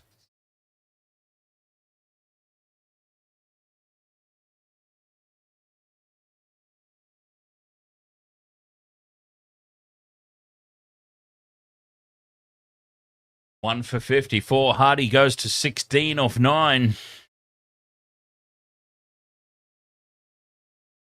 Oh, off the glove and falls short of the keeper.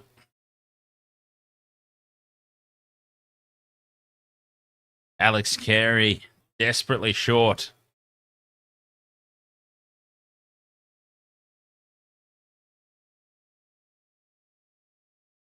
One for 54. 5.3 gone.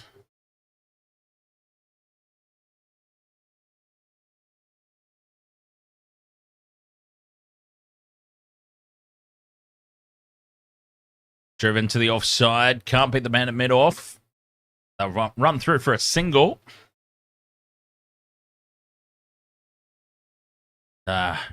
Still very well placed here, the Scorchers. 6 off this over. The required run rate, 7.47. The son and dad catch was funny, yes. Yeah, that was quite a moment. What would the odds have been on that? Now, that's the sort of stuff there should be bets on. It would have to be like hundreds of thousands to one, right? 88MT asks, who wins the NRL Grand Final? Well, this is a cricket stream, so we won't get into it too much. But my money this year is on the Melbourne Storm.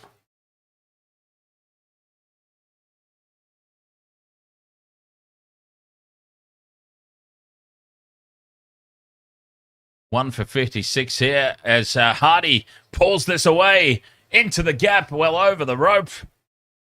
He picked the gap between square leg and fine leg.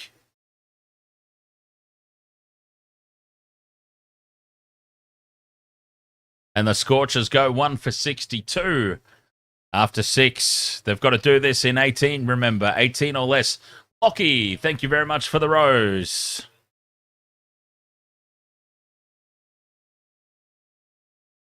Hey, you brought up basketball. I'm allowed to talk about the Melbourne Storm, all right? Yeah. Pointing square at you. I think that was pretty much in front of the camera. Might have been slightly over the top. 1 for 62 here. 6 overs gone.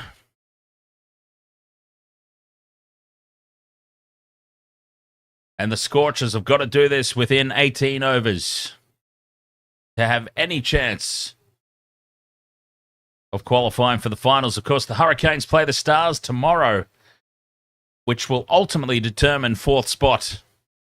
Matt Short into bowl.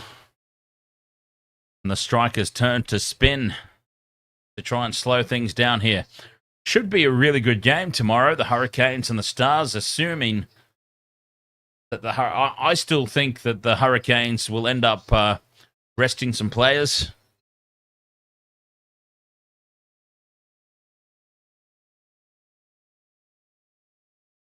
So the Stars have... I know the squad's been announced, but I still reckon a few guys from that squad that you would expect to be in the starting lineup stay in the squad, but don't make the starting lineup.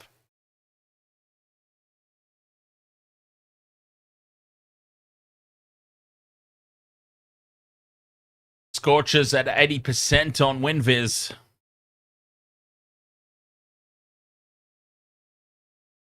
Hardy again. Just pushing to the leg side for a single. 88MT, who do I think will win the BBL this year? I think it's the year of the Hurricane. I really do. I think the Hurricanes have got the best balanced team.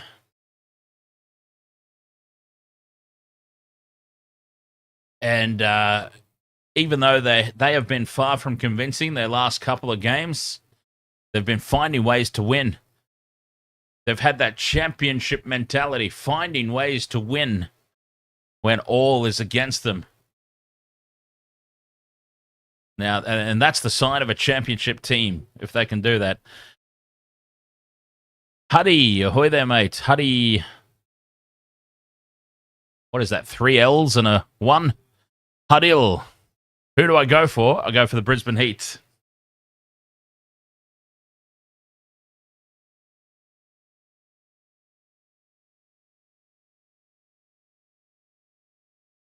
Short to Hardy. Pushes down the ground for 1 to long off.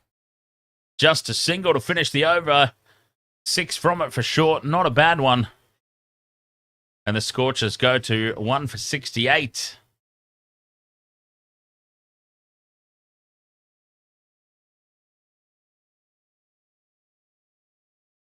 $94 required.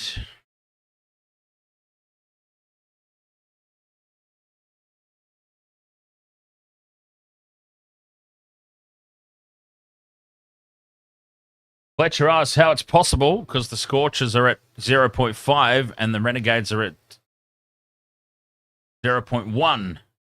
No, at the moment, I think you mean 0.05.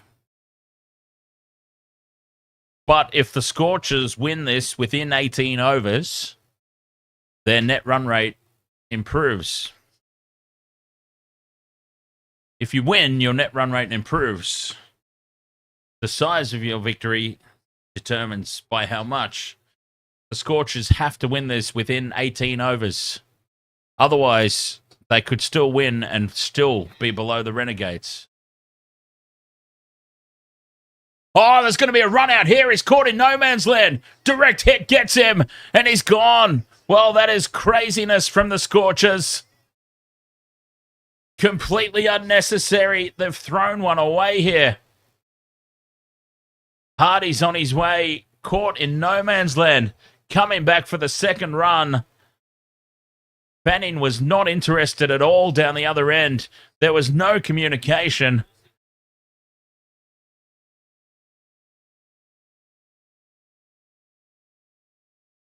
Direct hit, and he was gone. Oh, Fanning's out. Hardy was the one who had the miscommunication. Fanning was over halfway down the wicket. And he's on his way. Oh, that's a big miscommunication there. Fanning's gone. Hardy has left his partner out to dry there. And the Scorchers lose a second. What an unnecessary wicket.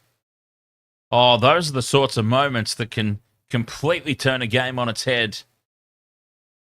That was so unnecessary. That was a wicket out of nowhere. A wicket from nothing.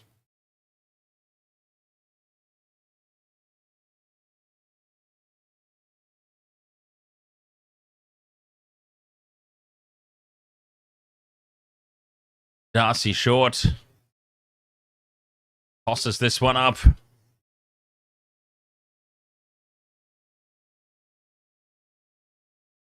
Pushed away to the offside for a single. Cooper Connolly now. This will get things moving along for the Scorchers.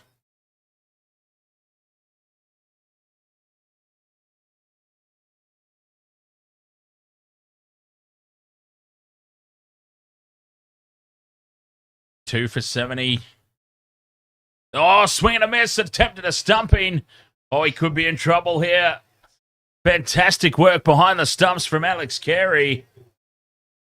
And Hardy could be in trouble here. He's walking. Hardy's on his way off, I think. He knows he's gone. Well, this is turning out to be a huge over. Another wicket. Oh, he's gone. He's out by a mile. Oh, the Strikers are still alive. The Adelaide Strikers, that little speck of hope still exists. Hardy walked. He knew he was gone. And it's 3 for 70.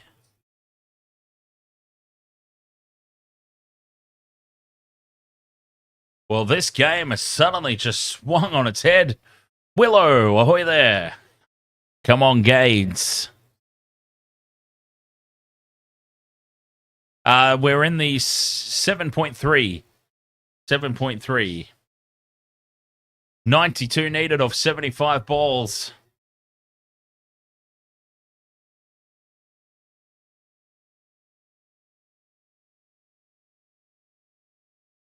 And over this has been from Darcy Short. A run out on the first ball, a single, and now a stumping.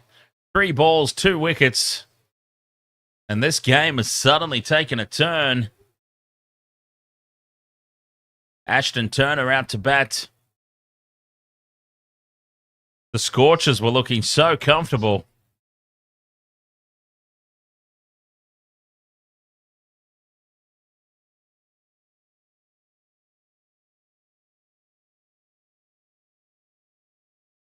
Wide outside off stump, cut away.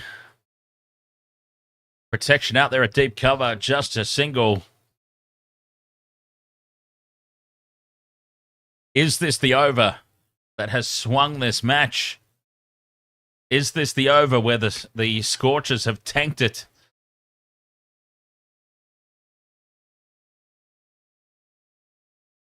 Short floats it up again. Driven through the offside by Connolly. Pushing for two. They come back for a second. Tomorrow night's going to be fun, yes. The top four, it's gone down to the very last game of the regular season.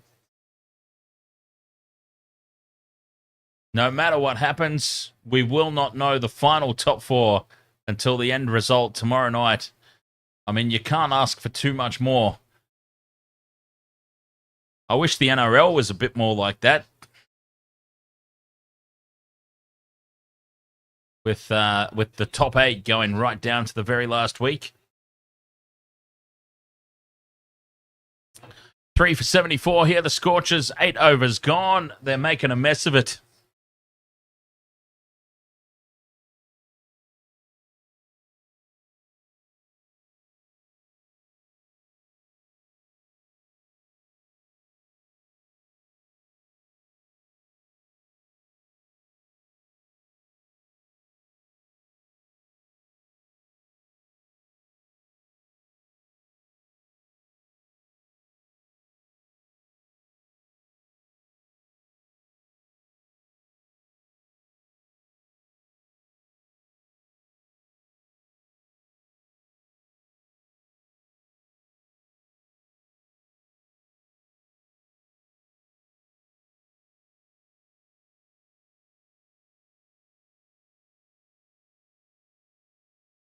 Three for 75, 8.1 overs gone.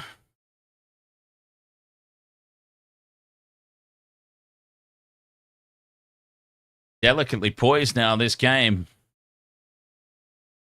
Turner with the reverse paddle. Fine, down the leg side. Will it go all the way? We'll find out when KO Sports stops buffering. There we go, it's been fielded.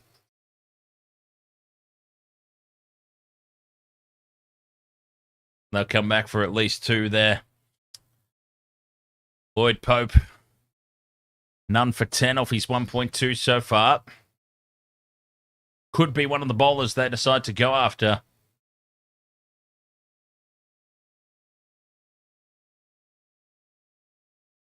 Oh, they've got a slip in place now. And here's a leg by. They race through for the quick single. Fletcher asks if I feel bad for McGurk, caught on 95. Well, I mean, not really. He played the shot. Didn't really need to. There was a man back at long off. He decided to take him on. He took the punt. He failed. So, you can't really feel bad for that. It was a very good catch, yes. A very good catch by Renshaw.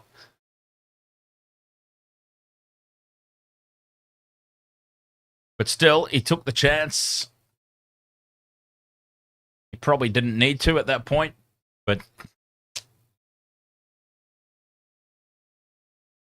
Turner drives hard. Pope gets hands on it. Knocks it down. Keeps it to just a single. Jai Marshall, ahoy mate. I've tipped the Scorchers. I wouldn't say I'm going for anybody. I just want to see a good game. But I've tipped the Scorchers in the tipping contest, so it'd probably be nice if they won so that I get my tip right. He's beaten him all ends up here. Huge shot for LBW, and the umpire gives it. Connolly's gone. That's a huge wicket. Lloyd Pope has come through, and there is still life in the Strikers yet. They have to review this, the Scorchers, because if Connolly goes, there too, could go their hopes of chasing this down in time. Connolly on 6. The only thing that will save him is the leg side.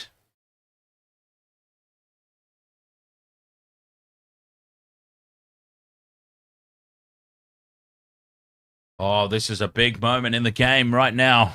Huge moment. Pope pitches. Oh, outside all for umpire's call. Impact, umpire's call. Yep, impact, umpire's call. Wickets probably hitting. I think this is going to stand, but they'll retain their review. Let's see.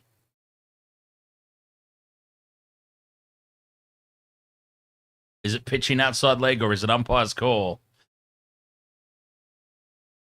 It's outside leg! Oh, they survive! Cooper Connolly survives. Review retained. Oh, there are millimeters in that. That could be a big moment in the game. What a review from Cooper Connolly.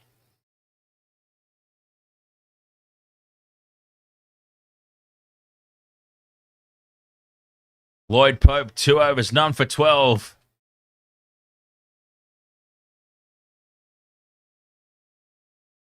It's a shame they don't show us the rest of it. But pitching outside leg, that is the end of that immediately. So the Scorchers need to chase this down in 18 overs or less. And for the Hurricanes to win tomorrow.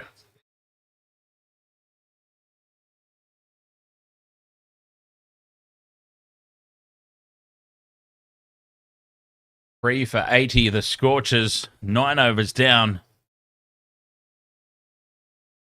An almighty scare there. Given out on field. Imagine being done in by umpire's call on that one.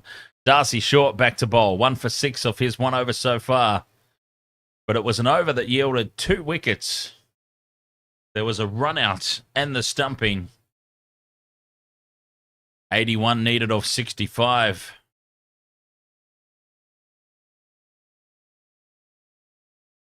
$81 off 65 to win. 81 off 53 to move into 4th on the table. I follow back in 10 seconds. Ahoy, mate. You've gained 19 followers today. Very nice.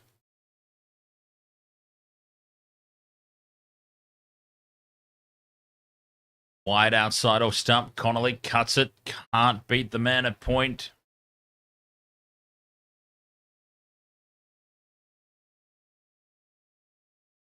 Things have really tightened up here for the Scorchers. Swing and a miss from Connolly.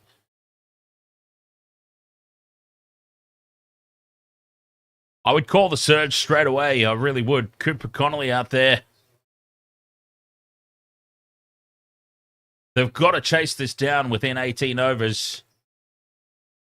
I would call the surge and go all or nothing these next 2 overs.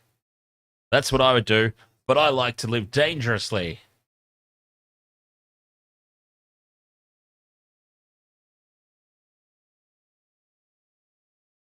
Three for 82. Things have really slowed down. The Scorchers are still at 70% on WinViz, but a win means nothing for them if they don't do it within the required time frame.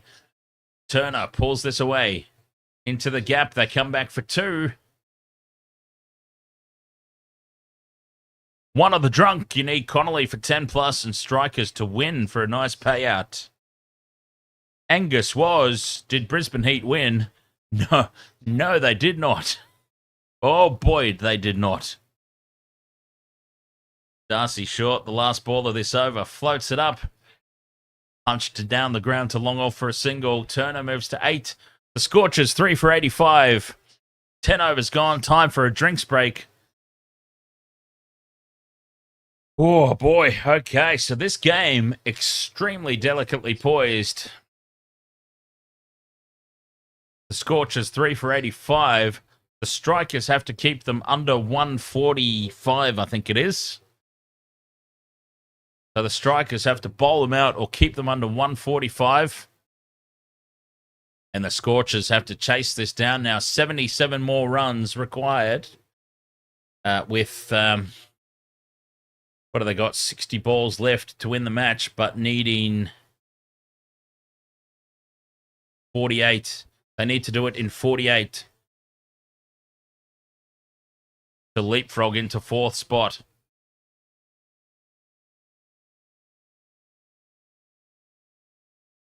One of the drunks says, hot take, Stars will win the title. Well, funnily enough, one of the drunk, we've been talking about that for the past quite a few streams ago. We said what a fairy tale it would be for the Melbourne Stars on the bottom of the table, looking absolutely hopeless, to go on a winning run, turn things around and win the tournament. What a fairy tale it would be. What a story to tell. So I, for one, certainly wouldn't mind that happening. Even though I still stand by my call that Marcus Stoinis has got one of the most punchable faces in Australian sport, I still wouldn't mind seeing that happen.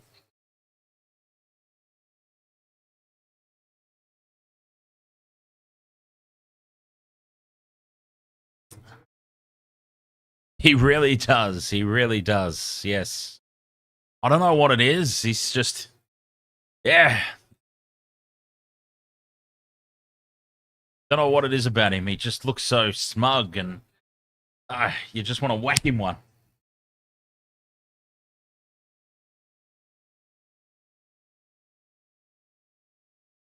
Well, that is the equation here.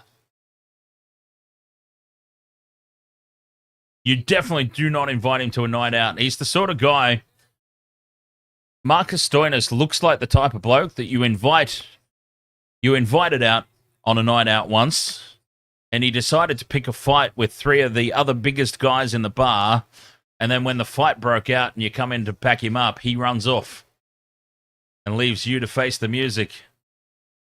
And so you never invite him back out for another night again.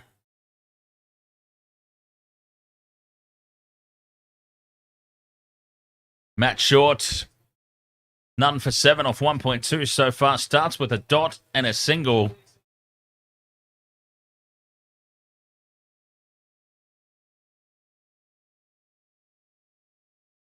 UFC Only Fam says Stoinis is anus. Been saying it for weeks now. Well, Connolly doesn't get to the pitch of this. Skews off the top edge. Falls safely, and they come through for a single. Cooper needs 37 for golden bat, says Fletcher. So that's another little story to keep an eye on.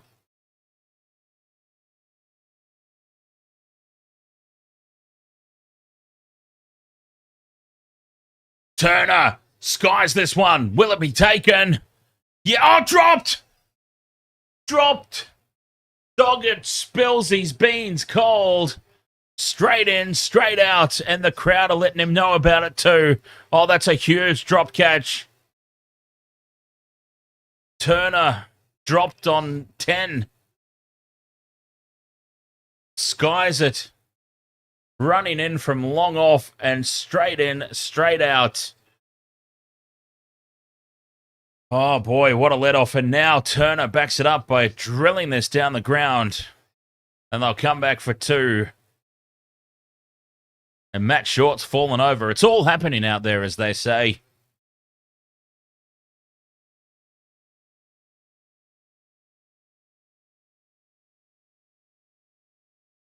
Oh, that is a massive dropped catch. That's a huge moment in this game.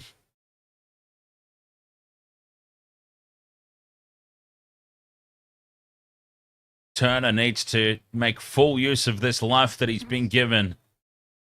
Finishing with a single. Oh, 3 for 92, but a dropped catch. Turner given a life. Massive. That could be massive. I mean, not just for the match, but you think about the Strikers. See, oh boy, that is the most unlucky of wickets you'll ever see. They're showing this replay of the Marsh Cup An on drive into the helmet of the non-striker, pops up in the air, and the catch is taken. He's on his way. That is unlucky. 3 for 92. But, yeah, that dropped catch, not just for the result, but even if the Strikers went on to win, how crucial Turner still out there. Those extra runs that he may or may not pick up.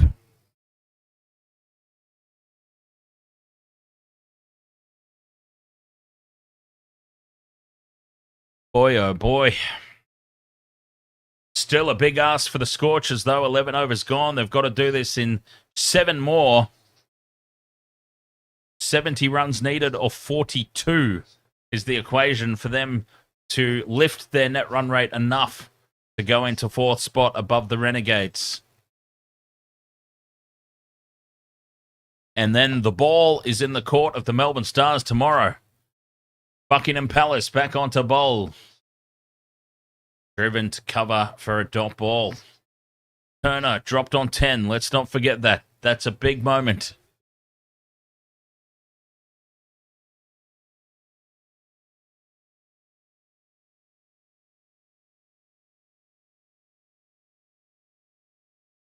Three for 92. Big let off in the previous over. Beautifully bowled again, Buckingham Palace, but Turner opens the face, guides it to the short third man. They come through for a single. Cooper Connolly. They still haven't called the power surge as well. Let's not forget that. Power surge to come.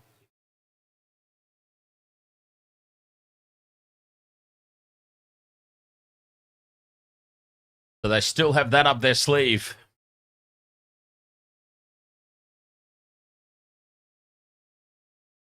You would think for sure that they have to call it.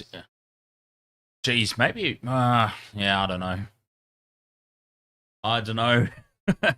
You'd think that they have to call it pretty early because they don't want to leave themselves too much to do. There's essentially 12 balls deducted from this chase. They need 69 or 40.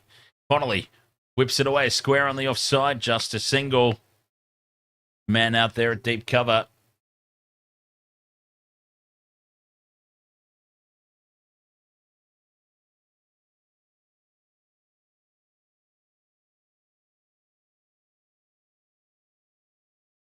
Yeah, fair enough. Yeah, one of the drunk. That's actually not a bad call. Take it. They know that they have to win the game within 18 overs. Take the power surge at the end of the 16th. And then they know these are our 2 overs.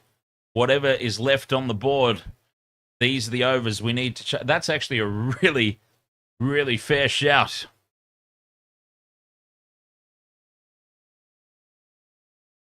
Because it's looking like they will still have batsmen left to come in.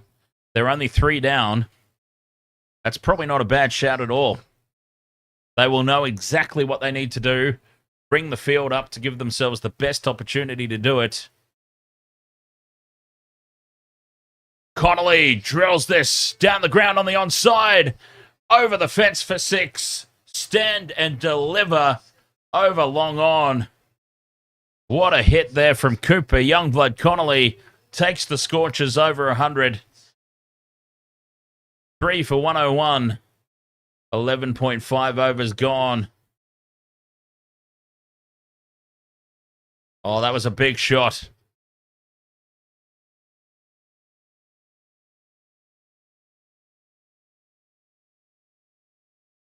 $82 meters over the long on fence. Cuts this one away. Picks out the man again in the covers. Dot ball to finish. 9 from the over, though, from Buckingham Palace. Cooper Connolly starting to get going now. 14 off 13. Turner 16 off 15. 12 overs gone.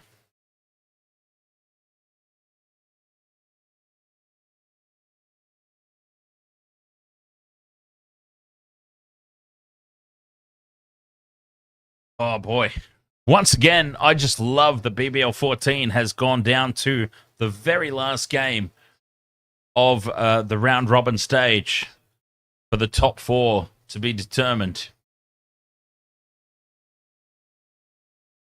That is a tournament promoter's dream. The power surge has been called.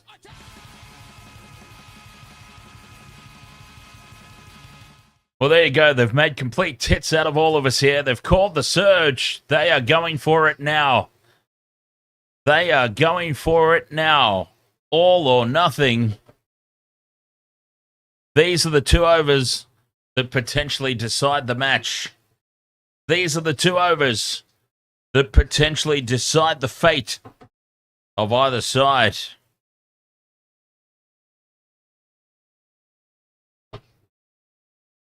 Cooper Connolly will have strike. Darcy short to bowl. Well, this is a big call. This is a bold call. Darcy short. This is either going to be glory or insanity to turn to the spin bowler. Glory or insanity.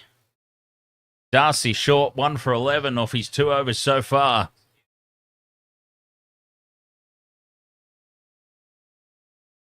This is a big, big call.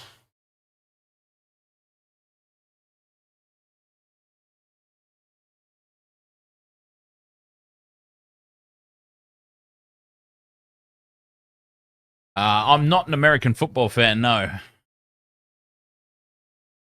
Actually, the old Panther and I have got a fantastic American football / gridiron story. Darcy short to Turner. Drifts onto the leg side and Turner just scoops him down to deep fine leg for 4. A fantastic start to the surge.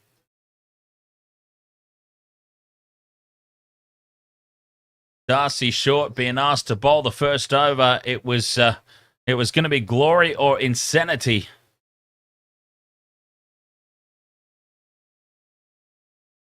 A bold, bold call. Floats this one up on the leg side again. Can't beat the man at short fine. And it's just a single. Cooper Connolly will be on strike.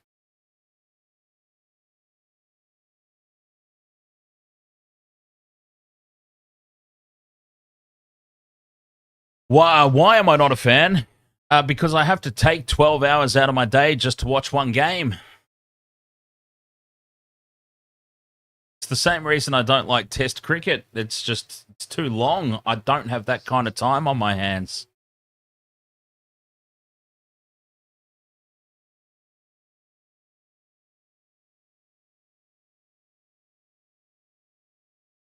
I got too much to do. Connolly drives it down the ground. 6 over the top of the sight screen.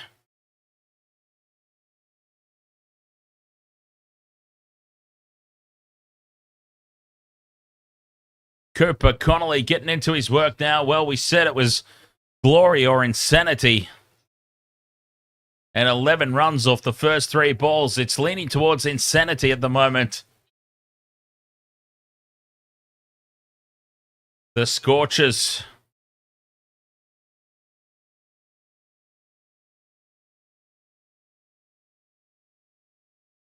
Here they come. And Cooper Youngblood Connolly, he needs 35 runs for the Golden Bat, not 37. Well, there you go. David Warner probably robbed of the Golden Bat, to be fair.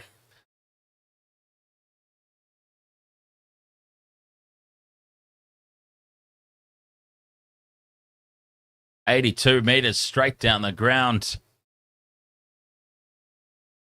The Bruiser Cruiser, get up Scorchers. You need them to win. Short in again, bangs it in short. Connolly scoops it down the ground over the top of mid-off. And they'll come back for a second. He didn't get any of that, Cooper Connolly. Oh, they settle for 1. They settle for 1. 49 off 44 to win. 49 off 32 to leap into 4th spot.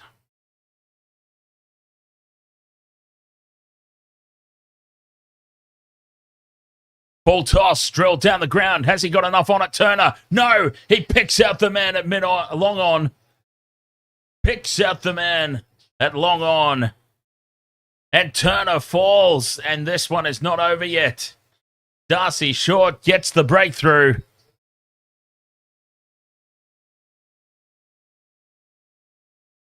Yeah, this is the last round, Michelle. This is the last round. This is the last two games now. This one and the Hurricane Stars tomorrow. And then we're into finals.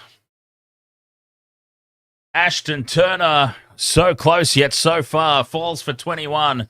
Taking on the man on the long on fence. And he didn't even get close. Darcy Short, though, gone for 12 off this over.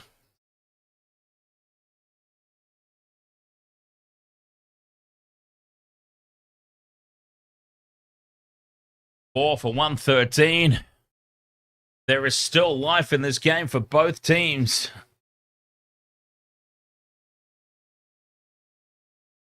Hobson out to bat. Nick Hobson, a best score of 48, not out. He's basically got a free hit here. They would want Cooper Connolly on strike for the next over. It's a full toss. Oh, it's above head height. Alex Carey's copped one on the knee. It is a huge no ball. It's over shoulder height, let alone waist height. And this will be a free hit now guaranteed for Hobson. I was saying that it was a guaranteed free hit just because he can have a swing at it. Doesn't matter if he gets out or not. It's 6 or out for Hobson because they want Connolly to be on strike for the next over. Well, he's getting a free hit because of the no ball. Slams it down the ground. They might push for 2 here. Nah, just a single. Well, don't know about that. I don't know if that was the right call. Cooper Connolly will be off strike for the second of the surge overs, and that just seems like dumb cricket to me. Yes, they get an extra run, but surely you want Connolly facing as many balls as possible in the power surge. They've now just burnt an extra delivery at least to try and get Connolly back on strike. 4 for 115. I'm confused about taking the single. I really am. But it was a good start nonetheless for the surge. A wicket fell, but they got lots of runs. 47 more to win. Pressure on to get the job done within 18 overs, though.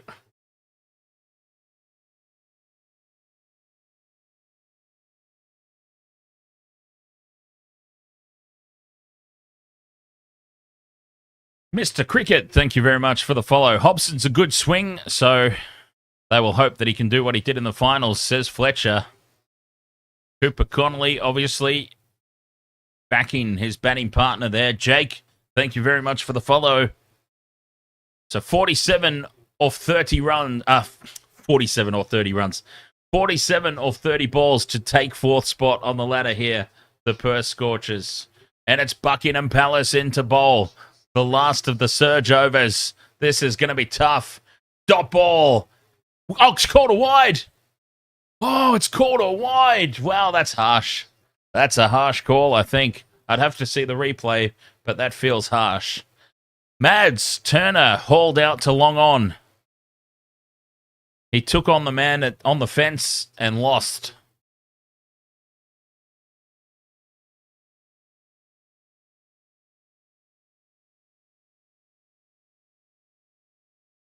.46 or 42. Outside edge. Just past the diving man in the circle and away for 4. Just past the diving backward point and away to the boundary. Drama. 42 to go now for the Scorchers.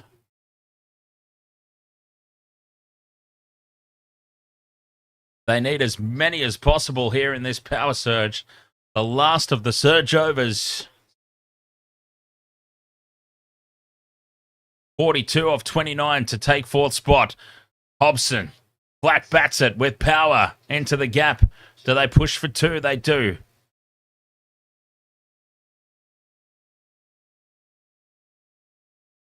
7 off the over so far. 4 balls to go in the surge.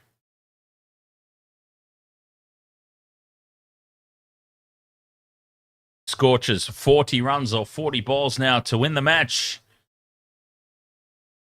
But 40 of 28 to lift their net run rate enough to take 4th spot. Wide again, outside off, called. Well, Buckingham Palace, he's just getting his lines all wrong here.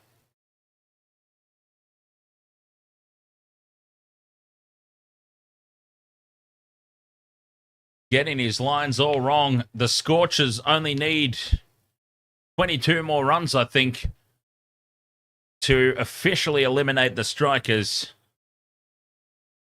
Even if the Strikers did go on and win. Wide again, outside off stump. It's even more wide. Well, he's fluffing his lines here, Buckingham Palace. 3 wides in the over.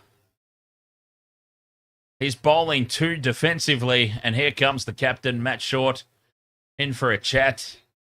Say, come on, mate, just, you know where the target is. The bowling there a little too defensive, trying to go too wide.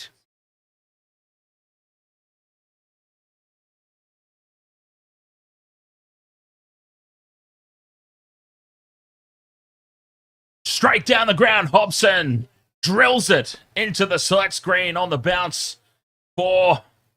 Oh, it's gone all the way for 6. We're having a look, I think. Confirmation that it is a 6. Straight drive, flat batting it down the ground. Well, Buckingham Palace, he's having a horror show of an over. It hits the rope on the full.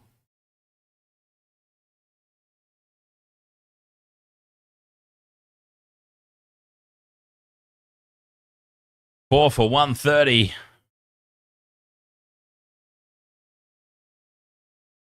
$32 off 39 to win the game.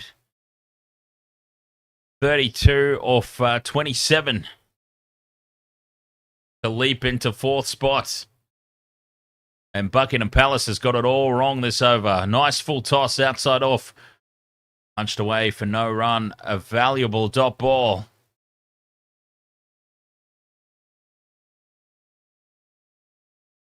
And Cooper Connolly has been kept off the strike here for this power surge for large parts of it, but Hobson has got in and done the job. 2 balls left of the surge. 32 off 26 to take 4th spot. Hard straight to the man at mid-off, dot ball. Good bowling here to... at the back end for Buckingham Palace, but it's been a poor over.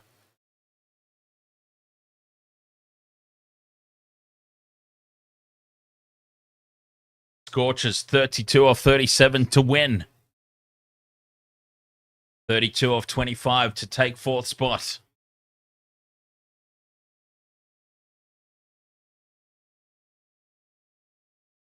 Straight back down the ground. Does he get enough on it? I don't think so. It should be cut off.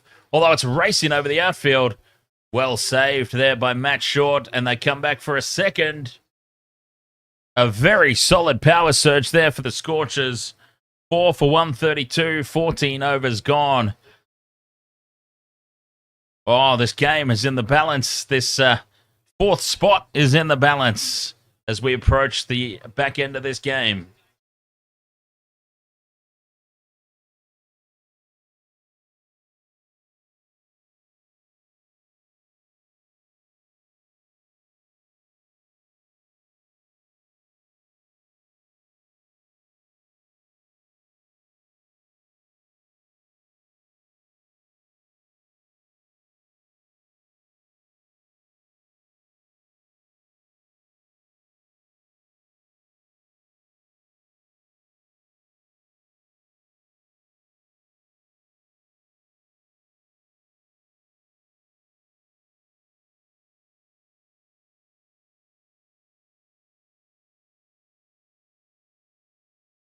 $30 runs Oh, they've come back pushing the run. They're going to have a look at this. Chance of a run out.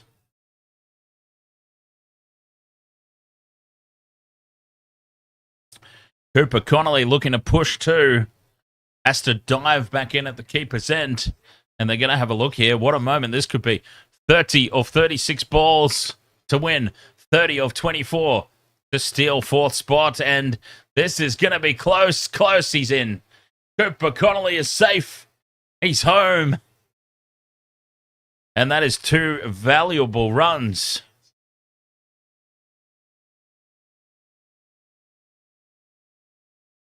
It's all happening out there. You love to see it.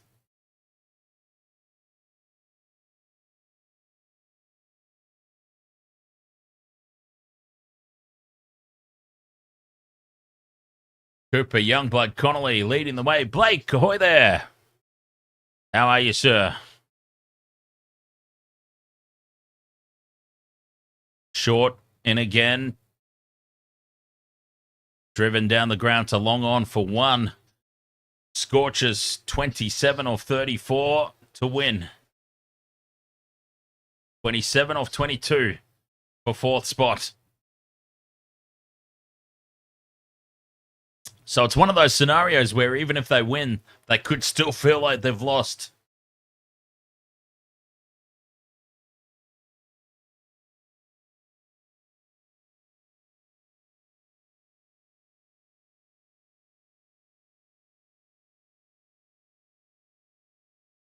Delicately poised this game. So many ramifications.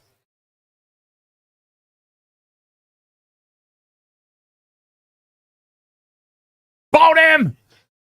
Clean bowled him. Matt Short with a big wicket. Hobson's gone. There's a twist and turn left in this one yet. Hobson's been bowled. Oh my God. The roller coaster continues in BBL 14. Hobson's been clean bowled. Matt Short halfway up, middle and off. A big wicket. A hush falls across the stadium. The Scorchers 27 of 33 to win. 27 of 21 for fourth spot. 5 for 135 now.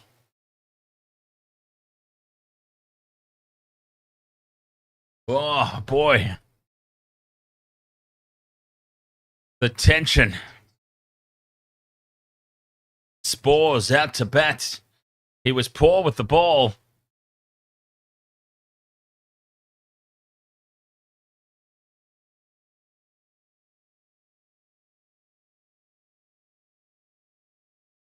It's all coming down to tomorrow, of course, the Melbourne Stars' destiny in their own hands when they take on the table-topping Hurricanes. So it still could be all for naught.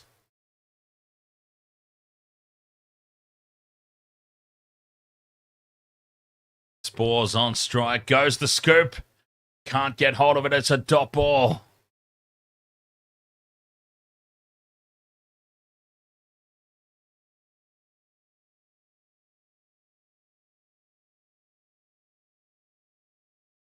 "27 runs to win." Manages to pull this one away fine. There'll be at least 2. They come back for the second. Oh, direct hit had him. A direct hit would have had him. They've come back for the second run.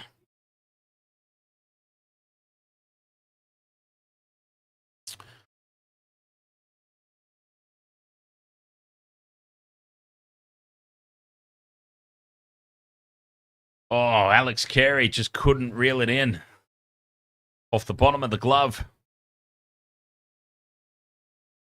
Final ball of the over. It's been a good one for Matt Short.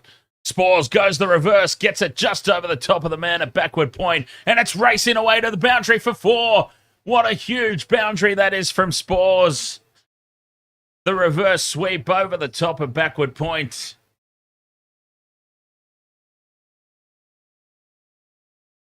Five for 141, 15 overs gone.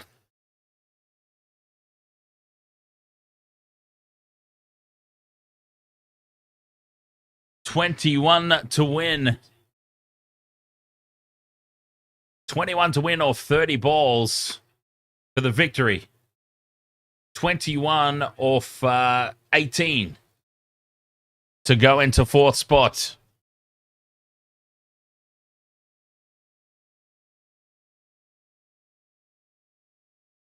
Tension.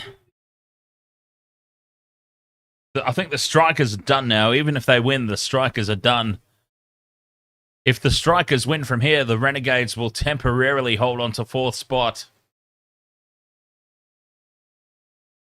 Lloyd Pope into bowl. We've seen Lloyd Pope get tanked at the back end of games before. Connolly goes the ramp. Doesn't get all of it, but does he get enough of it? No, they come back for a second. Happy with the 2. 19 off 29 for the win. 19 off 17 to go to fourth spot.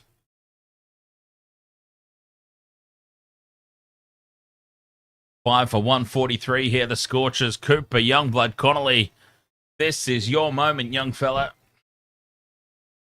to steer the ship home. 19 from 17 to move ahead of the Renegades into fourth spot.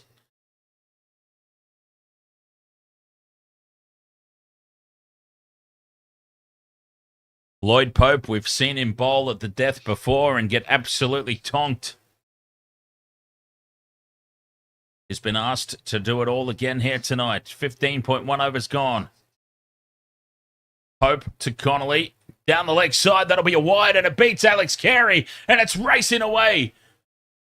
Well fielded there to save the boundary, but I think it's still going to be a wide, and they have come back for 3 runs to make it 4 wides. Did they run 3 or 2? We'll find out in a second. Yes, they did run 3. They've come back for a third, so that's 4 wides. Spores on strike, though.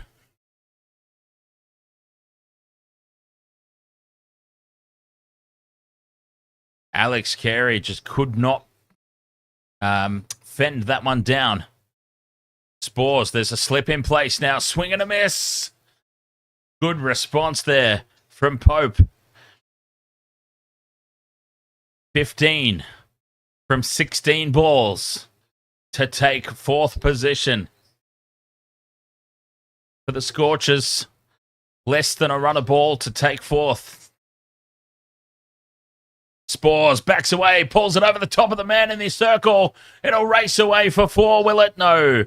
The man races around from deep square leg, cuts it off. And they settle for 1. Connolly back on strike. Oh, they took 2. Never mind, they took 2 runs. And Spores will retain the strike. Well, Connolly backing Spores here. 3 more deliveries.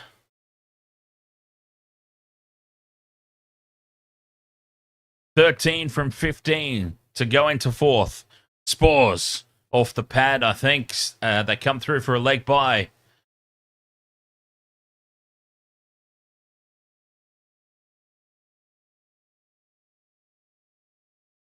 Cooper, Connolly. Back on strike. The Scorchers 12 or 14 to go into fourth spot. 12 from 26 to win. But 12 from 14 to go into fourth spot. Connolly gives himself room. Down the leg side. Can't make contact. It'll be a leg bye.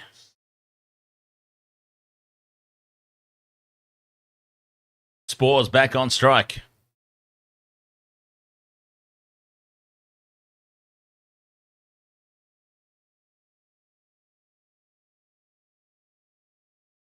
The Strikers are done now. Yes, Strikers are out now. Even if they win this game, they're done. Spores backs away, pushes to the man and covers. And a dot ball to finish there for Lloyd Pope. Scorchers need 11 from 24 to win. 11 from 12 to move into fourth spot. 5 for 151, 16 overs gone. Strikers just fell a little short of where they needed to be after the start that they got off to.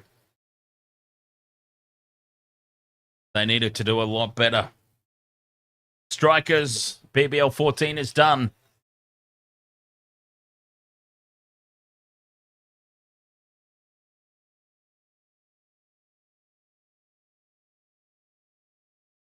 $11 from 12 to take fourth spot. And Connolly drills it over long on. Will it go all the way? It's holding up in the breeze, but it still has enough. A 6 over long on. Cooper Youngblood Connolly moves to 33. Scorchers 5 from 23 to win. 5 from 11 to get into fourth spot. And he goes again. Connolly down the ground. Even bigger this time. And the Perth Scorchers have won. Connolly moves to 39. So he is now the highest run scorer in BBL 14. And the Perth Scorchers into the top 4. Hobart Hurricanes play the Melbourne Stars tomorrow. If the Stars win, they go into the finals. If the Hurricanes win, the Perth Scorchers have pulled off the miracle of all miracles and would somehow qualify for the finals. Destiny is in the hands of the Melbourne Stars tomorrow. Cooper Youngblood Connolly sees it home for the Perth Scorchers. They've chased it down well within the 18 overs they needed. And they currently now sit in fourth spot. The Melbourne Stars win tomorrow. They finish fourth. The Hurricanes beat the Stars, and the Perth Scorchers have somehow made it to the finals. Unbelievable. What an amazing couple of games we've seen tonight. The doubleheader, Cooper Youngblood Connolly gets golden bat as well. With 39, he's now the top run scorer. Colton 06, thank you very much for the rose.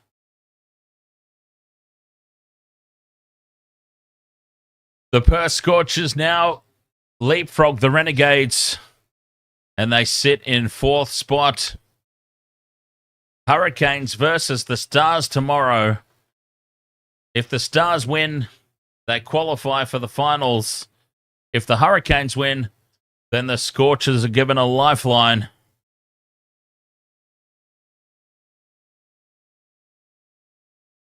Unbelievable. How good is it that this tournament goes down to the very last game? The Perth Scorchers move into fourth spot. And they will be cheering on the Hobart Hurricanes tomorrow.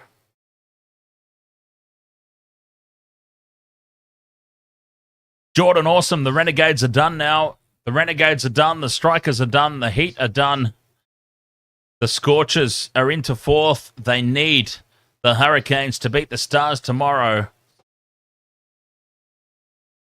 And if the Hurricanes defeat the Stars tomorrow, the Scorchers have pulled off the miracle of all miracles and will qualify for the finals. All to play for tomorrow. The Melbourne Stars' destiny is in their own hands. But they have to beat the top of the table Hobart Hurricanes. What an amazing doubleheader we've just witnessed. The Perth Scorchers keep themselves alive. And BBL 14 goes down to the wire. Unbelievable. 39 quality matches. Well, the ones that actually got to be played anyway. We saw a few washouts. BBL 14 just continues to deliver. Been so much fun so far. It's almost a shame that it has to end. Last game of the season tomorrow, then we're into the finals. Hope you can join us here on the Wasted World of Sports. We'll be back tomorrow. Hobart Hurricanes play the Melbourne Stars. The Melbourne Stars win. They finish in the top 4. The Hobart Hurricanes win. The Perth Scorchers qualify in 4th. Amazing. Thank you so much for your company here. It's been a huge doubleheader. And, yeah, do feel free to come on back tomorrow. Hurricanes versus the Stars. Until then, cheers.